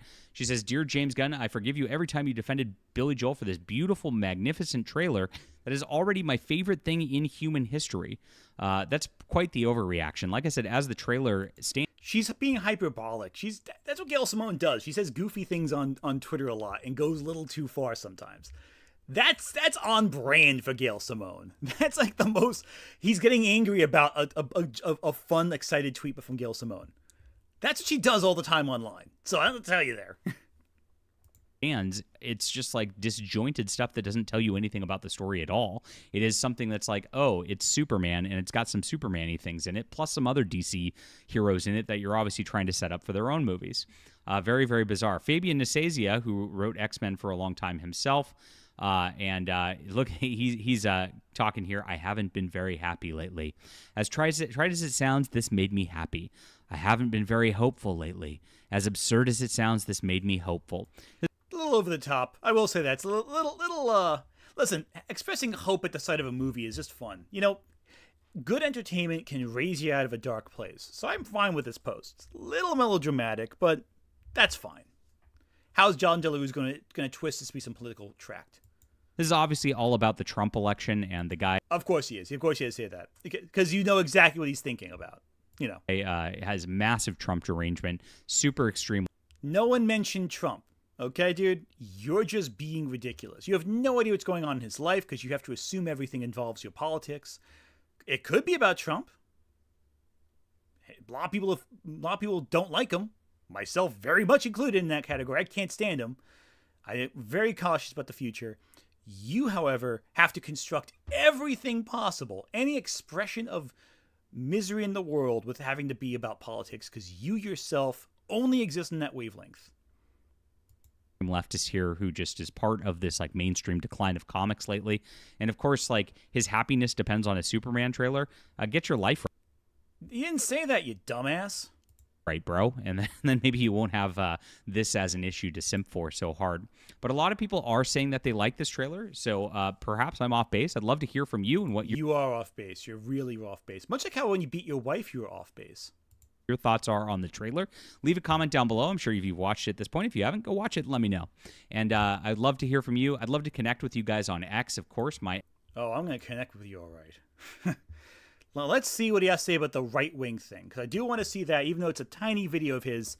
I think it's a good place to end on, because, quite frankly, it's clear this will embody the entire outrage the right's having about the Superman trailer in a nutshell. I caused quite the stir on X a couple of days ago because I'm posting. You caused a stir on X, and I'm sure it has nothing to do with the fact you're monetizing it for, your own purposes. About Superman as a character, as a hero, and what it means for Superman to be a superhero. This is something that I think James... That's not fair, and political allegiance is not bad. The problem is with how this guy is in the video is describing it as a problem. Yeah, again, politics is fine. I am a political person. Half my videos are political in some respect. But the problem is he's misconstruing what someone is saying in general to be a political tract. That's what I'm saying. Because he's manipulating the situation to be... What is X? X is what people who you obviously shouldn't listen to call Twitter. X is just Twitter. You can always tell someone's a creep when they say X instead of Twitter. That's one thing you can tell. Unless they're corporately obligated to say it like a company is. But an average person calling Twitter X, you can tell they're not worth listening to. Gunn will not get right in the new film because James Gunn is a Hollywood elitist who doesn't have any real values. He doesn't believe in truth, justice, and the American way, which is what Superman is all about. Truth. So again, what John DeLaRue does, his entire style I'm seeing right now is this. He says, this person is everything bad with society that I have said must be bad about society. He believes in nothing. He's terrible. He's awful. Yada, yada, yada. And then makes a statement making up from there. Because he has to paint everyone he talks about as the devil from his perspective. Most of these traits are just weirdly arbitrary. Ray the Bookish Bohemian, thank you for Super Chat. It's so telling how this guy praises Superman for being, quote-unquote, faithful to one woman, and then criticizes the new, quote-unquote, woke Lois for not being, quote-unquote, classically beautiful enough to justify it, like it's a plot hole. 100%. You hit the nail on the head with JDA right there. That's his entire problem right there. Also, if you tell him that Superman now fights for truth, justice, and a better tomorrow, he'll freak out because America's not in the phrase. Truth, of course, is an objective truth. An objective truth comes from one source. That comes from God, and that's something Hollywood can... Oh, so objective truth comes from God. Tell me, JDA, have you spoken to God lately? Has he told you the objective truth lately? How do you know what the objective truth is from God? You're telling us what it is. I don't think you've spoken to God very recently, so you really can't tell us what his objective truth is. But I'm sure you can tell me your subjective opinion of his objective opinion. So even by your own logic, you're full of it.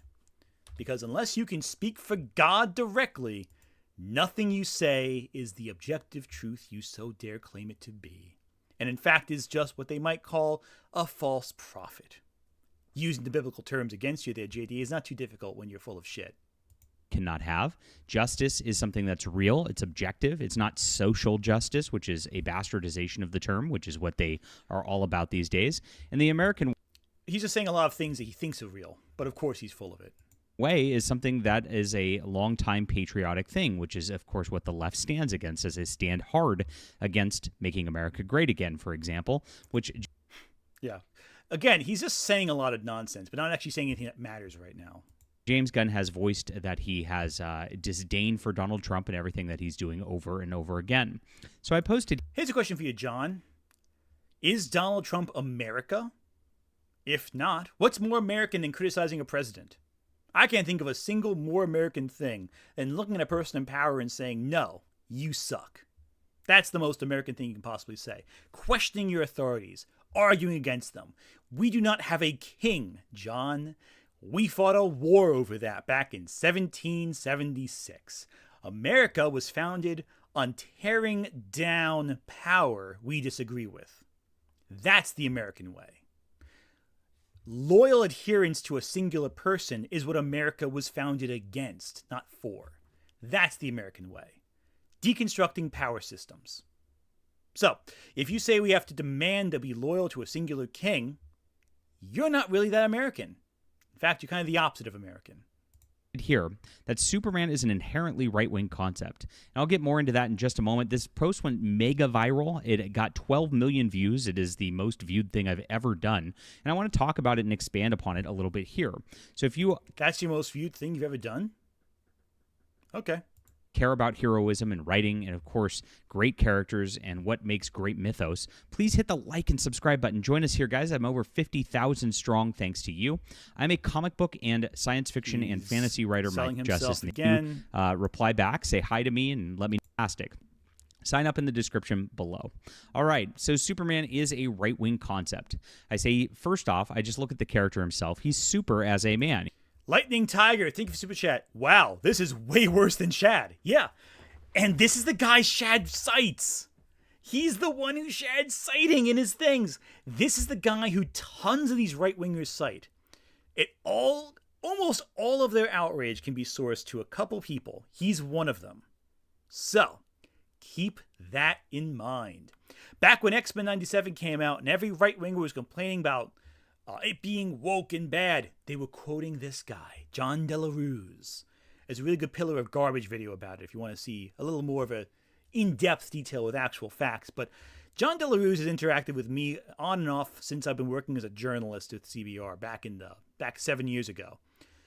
He's always been this way. He's always been a little worm who goes from fandom conflict to fandom conflict, stirring up problems and trying to exploit it for cash. Oh yeah. And he's a domestic abuser who beat his wife. I want to make sure that's clear because sometimes people say, I don't point out the actual crimes the person has committed who I criticize. I don't make that mistake with JDA. He is a domestic abuser, and you should know that if nothing else. And he is like the exceptional man. Now, one thing immediately, humanity's exceptionalism, humanity's goodness, inherent goodness, comes from a Christian value that man is made in the image of God. Superman's creators were Jewish. They were not Christians.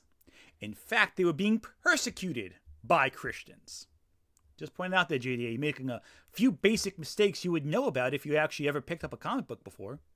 God. When you get into atheism and the weird left stuff that exists today, where we're just just cogs in a machine, we don't matter. We're just a social security number for the government to, of course, garnish our wages.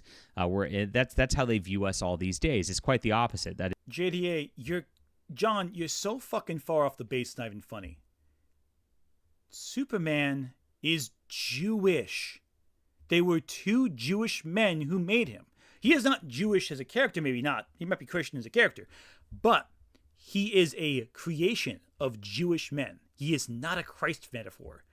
That is entirely what happened in Superman the movie and Man of Steel, but it is not the character as he was written.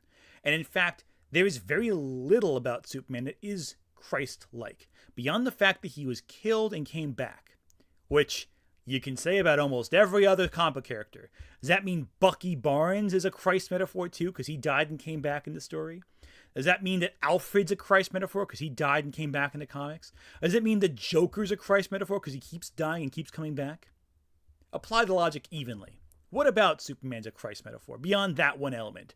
Because a father gave his son up for his only son up to the world? Well, Moses was put in a basket, sent to another place, and became emigrated into that location. Superman was sent into a space pod, a basket, sent across the river, the stars, to another planet, another home. Superman is Moses. He is not Christ. It is not human exceptionalism whatsoever. So that is a left-wing sort of situation that people have become, especially when you get into the European socialist states or the communist states out there. You really become a cog in a machine the further you get left. That is... What does any of this have to do with Superman, my dude? Is a left-wing concept. Human exceptionalism is a right-wing concept, and that is what Superman definitely embodies right there. Moreover, John, you just said a lot of nothing just now. So you said, America is based on this. Europe is communist. Therefore, Superman must be right. Doesn't make any sense. You're an idiot. Mr.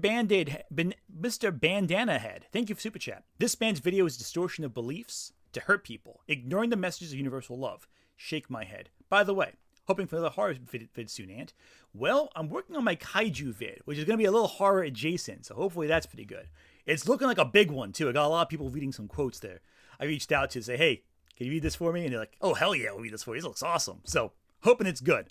That's going to look like it's going to come out next week. This week, I'm putting together a very small video. That'd be kind of fun to watch, but it's not going to be like a heavy-duty one. Next week's when I get my real big video essay coming in. But nothing he's saying makes any sense. If you're confused, that's because he's talking nonsense. He's fit and strong. And I don't know if you've seen recently, but they've branded going to the gym and getting fit as right-wing extremism in recent years. Yes, they've written articles about this. This is what the mainstream media, again. John, what are you talking about? No one says being physically athletic is a right-wing thing. That is delusional. Media is about leftism, and therefore fit and strong, meaning Superman, would definitely be a right-wing concept. A white male archetype, Superman is a white male, even though he's Kryptonian, so therefore he's technically not human. He does end up as a white male, and that is something that the left absolutely abhors and hates as an identity group. That is a... John, I'm a white man, and I'm on the left. Does anything I ever say demonize any ethnicity whatsoever? No. I say political structures cause problems. Capitalist structures cause problems. The nature of a person's birth does not make someone evil. The choices they make them evil. And the systems they uphold or embody can make them dangerous. A right-wing sort of thing by nature. And he's also loyal to one woman in marriage. That is Lois Lane. He's been so for a lot. Okay, so are we just going to forget the fact that there were multiple storylines in the past where Superman has relationships with other women before getting married? Gonna forget that detail, huh? Okay, looks cool, I guess. We'll go from that. Also, JDA, what part of loyalty did you embody with one woman when you beat her up? Years. This is one of the few marriages in comics that they haven't erased and dissolved, thank God. And it's a beautiful thing. And of course, that marriage has been fruitful and multiplied. He made children, and that is exactly the right-wing dream, to have a wonderful, stable family with children. Is that why you were abusive to your wife and kid there, Jay? So right there, you just have that. But let's go back and take it back to where Superman grew up. Clark Kent grew up in Smallville, a small town in rural Middle America. Rural Kansas. Middle America, again, is red state territory, right? That is where all of the things grow up. That's where you get the values like that. Ma and Pa Kent grew him up on hard work. The Horatio. John Stamper, thank you for Super Chat. In All-Star Superman, Lex sees the errors of his ways because he gains Superman's perspective. It is the opposite of human exceptionalism. Yeah, Lex Luthor sees that the way Superman sees the world, that we are all we have together. Right-wing belief, by its very nature, implies they are good and bad people. Superman is about unity, beyond unity. He is that we are all we have together. He is saying that he is the drive to do good regardless of differences. JDA, all he is saying is that Superman is a strong man and loves his wife. And he's powerful. That's why he makes him a right-wing hero. When really, in actuality, all that he learned in Kansas was that people should be good to each other. That there is love to be had. And that people, regardless of their differences, are united. In no way does any of that embody the right-wing beliefs that JDA has been espousing so far, which has just been, those European communists are dangerous. Like, no, Superman doesn't care about that. Superman, in Superman 4, does not, he attacks the America and Russia equally when he destroys the nuclear program in Superman 4. Even if that movie is ridiculous and bad, it is still emblematic of Superman's choice to find an easy solution to a complex problem. To go, okay, nuclear war, I'm taking all the nukes and toss them in the sun. Right there that tells you, hey, it's a simplified problem and it makes more problems after the fact, but that's Superman's decision making. He says, look, the world has a problem. I'm addressing the problem of the world collectively. What JDA is saying is that he's saying Superman would only he'd only make America great. America masculine, man strong. Oh. Because Superman isn't afraid to look ridiculous. He isn't afraid to look vulnerable. That comes right down there. Also, Superman loves his bisexual son. Unlike you, who have beaten your child along with your wife.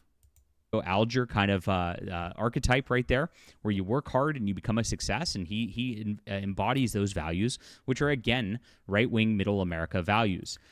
Superman's biggest enemy is a corporate overlord, essentially. He is fighting corporations to their face. A man who becomes the president, and Superman fights him. Yeah. Oh, yeah. Real right-wing there, fighting the president, right? Very American to fight the president.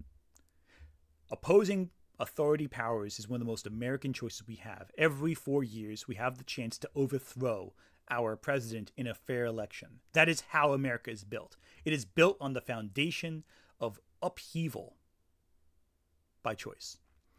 Mr. Bandana Head, thank you for Super Chat. You could argue that the comics have a history of conservative thoughts as a valid criticism and deconstruct the medium therein, but such conservatism should not be celebrated. Yeah, I agree. Comics are, in general, very political entities. As all media is, it is ultimately a very political medium. What comes down to it is that you need to look at it from that perspective to say, hey, here's the beliefs they have. Now, again, some stories can be more conservative than others. That's not inherently bad. The problem is how it's conservative and about what specifically. That's a key thing in media. And it is very simple, just coming from there, where it all goes up. In the early issues, Superman definitely fights the government. He actually goes and takes out corruption in Washington, D.C. by throwing some punches and swinging some punches. It's pretty crazy. And he's very anti-war. He also just takes, of course, the concept of justice into his own hands because the government won't do what it needs to take. That is something that is very much a testament of individualism and using exceptionalism on that level, which makes him more of a right-wing character as well. I loved the issue when I was reading it, when he was going through and there's drunk drivers on the road running into pedestrians too much. He's like, you know what? I've had enough of this. So he actually goes and stands in the middle of traffic, and like when he sees somebody swerving in the street, starts picking up cars and tossing them over bridges. I mean, that's pretty ridiculous, but very. Oh yeah, I love the issue where Superman attacked people driving vehicles and like almost murdered them. That was my favorite Superman story. That's what you're saying, JDA? That you thought that was very good? That was your highlight. Of all the Superman comics in the world, the one thing you isolate is a Silver Age story about the dangers of drunk driving, where he almost kills the drunk drivers. That's the highlight. That's what you're pointing out. You sound crazy. Renaissance Nerd, thank you for Super Chat. JDA putting an illegal alien on a pedestal. Yeah, that's the thing. He's also an illegal alien. So, JDA, by your own logic, he should be the opposite of the right-wing hero. Just pointing out there. Consistency is important. Very, very fun, and it's a good right-wing solution, again, because, like... It's a good It's a good right-wing solution to throw people off a bridge. That... I'm not even gonna say that's what right-wingers believe. You sound delusional. The opposite of that. It's lawlessness. It's San Francisco. It's you can shoplift and do terrible things and not... Are you saying capital punishment is a solution to people driving on the road in a way that's dangerous? A fine, take away the license. You don't need to throw the vehicle off a bridge. That's insane. You sound crazy. Like, you sound actually nuts. Have any consequences for it because we don't want to fund the police, right? And so that is a... Also, what are you talking about? That's the one issue of Superman you're going to talk about? One issue where he throws cars off a bridge? You're going to talk about time you're going to talk about the radio program that helped deconstruct the Ku Klux Klan? You're going to talk about the time he surrendered himself to government and worked with government figures to make arrests? You're going to talk about the time that he defied the government directly? The many times he defied the government directly? Going to talk about that? You're going to talk about the time. If you're going to cherry pick ideas, you can also go with back to Dark Knight Returns, where he's a pawn of the government. You know, he's just a tool of them, and shown to be a weak moral failing to the more right wing figure of Batman, who is the individual who is acting against the government. Well, again, that's right there. He's the American way that you're saying is the government. But he's also against the government. So, what is it? Is right-wing belief based on a single objective truth? Or is it when you take justice into your own hands? Because again, John, your own logic is self-contradictory. Because you don't know what you're talking about. Because you're not that smart of a person. It's Wes. Thank you for Super Chat. The irony of a wife-beater loving when someone else abuses their power is not lost on me. Nor should it be. And again, I just want to point out, this is the guy who Shadiversity cited in his last video reaction to the Superman trailer. This is the guy they're citing. Just pointing it out there. Right-wing concept, again, making sure that justice and order is restored in order to make the city great. This is exactly who Superman is on every single level. Next, he is very much a Christ figure. He is somebody who just embodies a... Draco Centaurus, thank you for Super Chat. I do recommend Conspiracy Theories 2-part show on the radio play Superman defeats the three clan plot. The clan plot. It goes on the history of how they wrote the play. 100% agree with that. Superman crushes the Klan. Both the comic and the original radio broadcasts are fantastic parts of history, and I do recommend reading up on the history of all that. Oh yeah, thank you, Jay. J.H. Lamottier. Superman did give up his American citizenship because he could not stand in support of the country as it continued to do horrible things. So again, John Delarose, maybe read the comics and actually cite the issues that are relevant as opposed to a Silver Age story with weightless consequences. Or you're going to talk about the time that Superman sneezed off Lex Luthor's hair next. A mythos. Now, you can't have superheroes if you don't look at it from this perspective. Superheroes are doing right. They're doing justice. They're doing good, objective good, as I said. And that objective good that superheroes do as a concept is analogous to what the saints do, and they do it with miraculous measures, right? John, most of the people who created the comics were Jewish. They did not believe in saints. Saints are a very specific Catholic concept, and only Catholics believe in saints for the most part, except for a couple of other demographics. Think of, the Orthodox faiths believe in saints too, but that's a small subset of the general Christian faith. And even then, these comics were not written primarily by Christians in back in the day. Stan Lee was Jewish. Jack Kirby was Jewish. Superman's creators were Jewish. Further, let's be perfectly blunt, Jesus Christ was more of a communist than a capitalist. Case in point, when he overthrew people selling things in the temples in the week leading up to his crucifixion. If you want to talk about Christianity, don't talk to it someone who was raised Catholic who knows the stories, because you are going to demonstrate that you don't actually understand what you're talking about. And even many of the saints themselves opposed systems of power. Adrian Parchman, thank you for the super chat. Superman, grounded over there, quote. Yeah, exactly. Those problems are over there, and I'm going over this way. I forget the exact line, but I remember what you're talking about. The one that was the JMS run of Superman, right? Yeah. His flight, his laser beams from his eyes, all of these things are miracles, really. And so, are you saying that laser beams from the eyes represent a Christ figure? Are you trying to convince us that Superman firing laser beams makes him Christ-like? if you look at it, superheroes are mythologically just a sort of a saint character, and they do honor to the whole saint archetype of what it means to be a good man. And because of that, that's why it resonates so much in our society, because it JDA, you are not actually proving a thesis. You are saying, hey, saints are like this, Superman's kind of like this, therefore, these two separate things have to be a correlation. Makes no sense. Rings true. Again, this is what Hollywood leftism cannot do in their movies. This is honestly, I know a lot of people like Man of Steel, but Man of Steel doesn't feel good. It doesn't feel like Superman because it's so brutal, so cruel. It doesn't feel like a saint character, and that's why it fails as a concept as Superman to begin with at that level. Now, you go back to the older stuff, it doesn't do that. That sainthood is very, very prevalent. It's very, very obvious. Yeah, no, Man of Steel's very cruel. Unlike the comics that I cited that I loved, like where Superman throws drunk drivers off a bridge. So much less cruel. And what's going on. Now, Superman's very much a Christ figure. Yeah, he is the perfect man. He is sinless. He is doing what's right always. And he's not sinless. He's just a good person. He makes the choice to do good.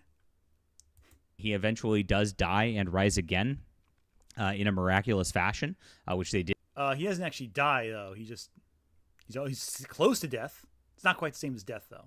Did in the early 90s with the death and return of Superman, definitely leaned into that sort of Christ archetype, as it was very obvious that's who the character very. Okay, so with that logic, then the Joker is a Christ figure because he also dies and comes back multiple times in comic history. So is Alfred. So is what's his name, Bucky Barnes. So would actually, you know who else is a Christ-like figure by that logic? Then Colossus would also be a Christ-like figure because he also dies and comes back. Jean Grey's a Christ figure because she dies and comes back quite a lot. Wolverine's a Christ figure. All the mutants are a Christ figure. Nightcrawler's a Christ figure. Professor X, he's a Christ figure for sure by that logic. Oh, Red Skull, definitely a Christ figure because he dies and comes back too. By that logic, then we're applying it to a lot of Christ figures. It's amazing how many Christ figures comics have by your logic, JDA. WC Witt, thank you for the super chat. The first Superman comic features him stopping a domestic abuser. Just saying. Yeah, I agree. We're just saying a few things, JDA. Very much symbolized and represented. Now, of course, I get pushed back. back. Shadow the Hedgehog is also a Christ figure because he dies and comes back too. Wow, there's so many Christ figures in comics and you use that thin veneer of logic there, JDA. on this, and I'm going to address it immediately, and they're going to go, no, he was made after Moses. Well, yes, the Moses archetype from going to Krypton and being put into the basket and being put down the Nile like that in space is definitely there. But remember, they did this with Christ as well. They had Christ fulfill exactly what was going on with Moses as a child, as they got him out of Egypt, or got him out of not Egypt, He was in Egypt. fled to Egypt as a child with very much a similar story. To fulfill exactly that. So that's there as well. And you also No, it's not, you moron.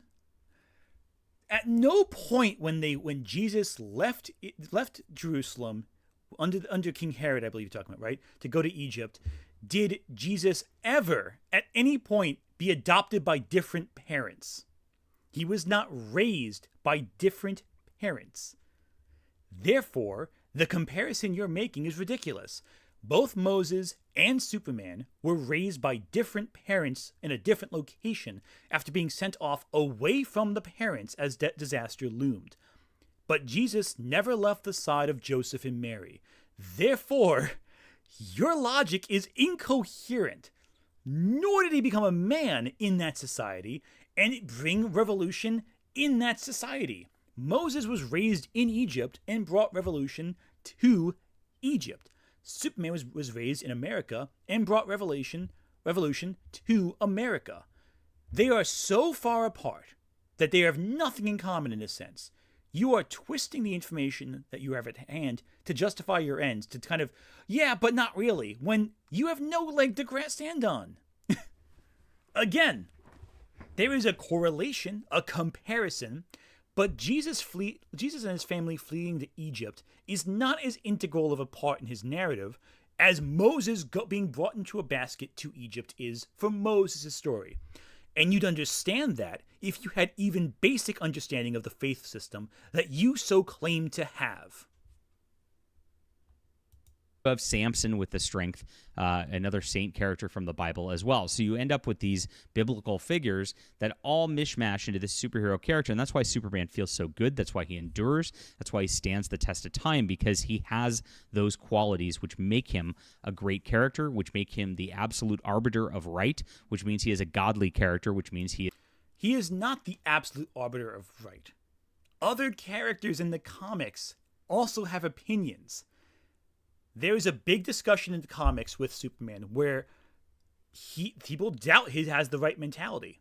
He may not have the best mentality for all occasions, but he has a mentality that he firmly believes in. He is not the arbiter of right. Superman is the first to second guess himself because he is open to other perspectives. And other heroes have different perspectives. Batman and Wonder Woman form the rest of the Trinity. And both of them have just as many perspectives that are different. They are completely unlike any form of the only arbiter of correctness that you can claim them to be. Superman has been wrong before. Batman has been wrong before. Wonder Woman has been wrong before. The stories are interesting when the three are in conflict on what the right path is, but still work together to find the best solution. Because none of them individually are any arbiter of truth. And if you have ever picked up a comic, you would know that. is human exceptionalism. Again, right-wing Christian concepts right there. Yeah, also, Samson wasn't a saint. At least not that Samson you're talking about, at least the one with the long hair. There's a different Samson later on, but that's a different person, centuries after the fact. Samson from the Bible is not the Saint Samson. You can't have anything that's superheroic without those values behind it. Without those core values, you have modern comics, you have modern Marvel movies, which don't resonate very well, which don't ring true, and that's exactly the whole problem in a nutshell with Hollywood, with the comic industry, with the book industry at this point. They can't tell good heroic stories because they don't have any of these real values. Now, They don't have any real values, but you don't understand your own values. You don't understand the basis of them. You've demonstrated that you have no understanding of what actually counts as a value. And as a result, kind of how I take you seriously when you talk about anything.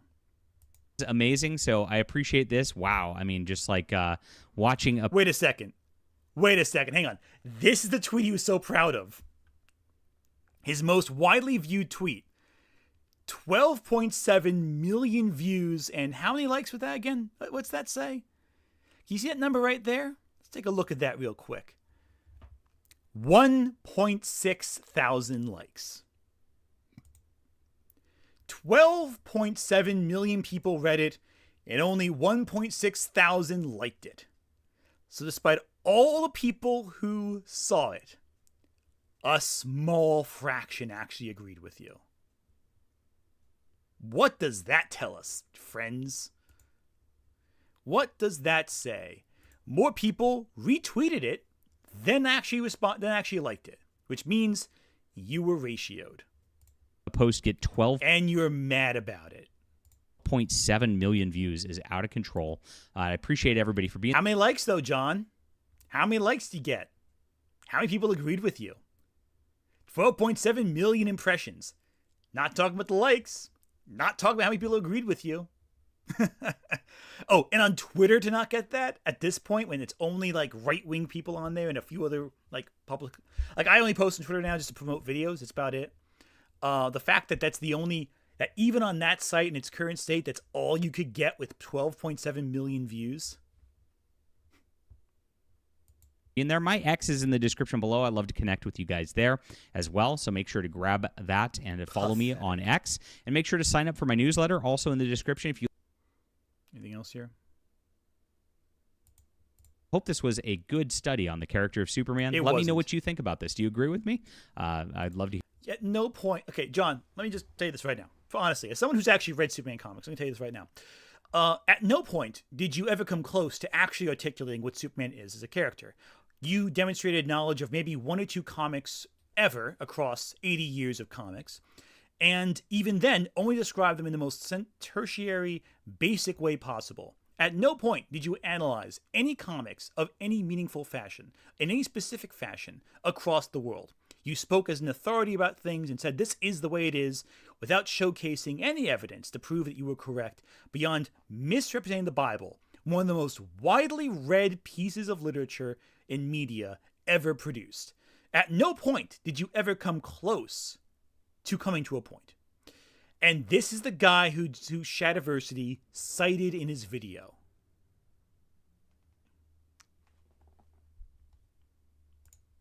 I award you no points, and may God have mercy upon your soul. I think that's it for today. I think I've run out of steam to listen to any more nonsense, but don't go away yet. I've set it up so that we're going to be raiding someone else as the stream ends. And if even half of you raid this stream, it'll be very, very entertaining. So, everyone sit back and relax. We're going to raid Crimson Ender's stream next, if you don't mind. Definitely tell Crim that you came from my stream. I'm sure he'll love to see that. And leave him a super chat. Can't hurt. But I want to come away with one thing before I drop off the face of the earth for now. The Superman movie looks incredible, frankly. It looks like a great example of superhero media. In a time where superhero movies have gotten a little more stale, have gotten a little more cliched, this looks to be a reconstruction of what we love about superheroes. And if James Gunn can deliver on that promise, it will be one of his best films yet, and a fantastic entry in an otherwise colorful genre. And this image from Alex Ross, I think, really embodies the themes of Superman in a way that nothing else we've talked about so far has. This image right here is Superman, in my opinion. There is a rustic Norman Rockwell quality to it, yes, but there is also hope, optimism, joy. He is stern and serious, yeah, but he's also clearly cares about the world he's in and watches it to make sure that we do get to a better tomorrow. Anyway, on that uplifting note, thank you so much. I hope you guys enjoyed this video, and hope you enjoy what coming up with later on this week. And be sure to tell Karim when you get there that you came from here. Take care, everyone. Bye-bye.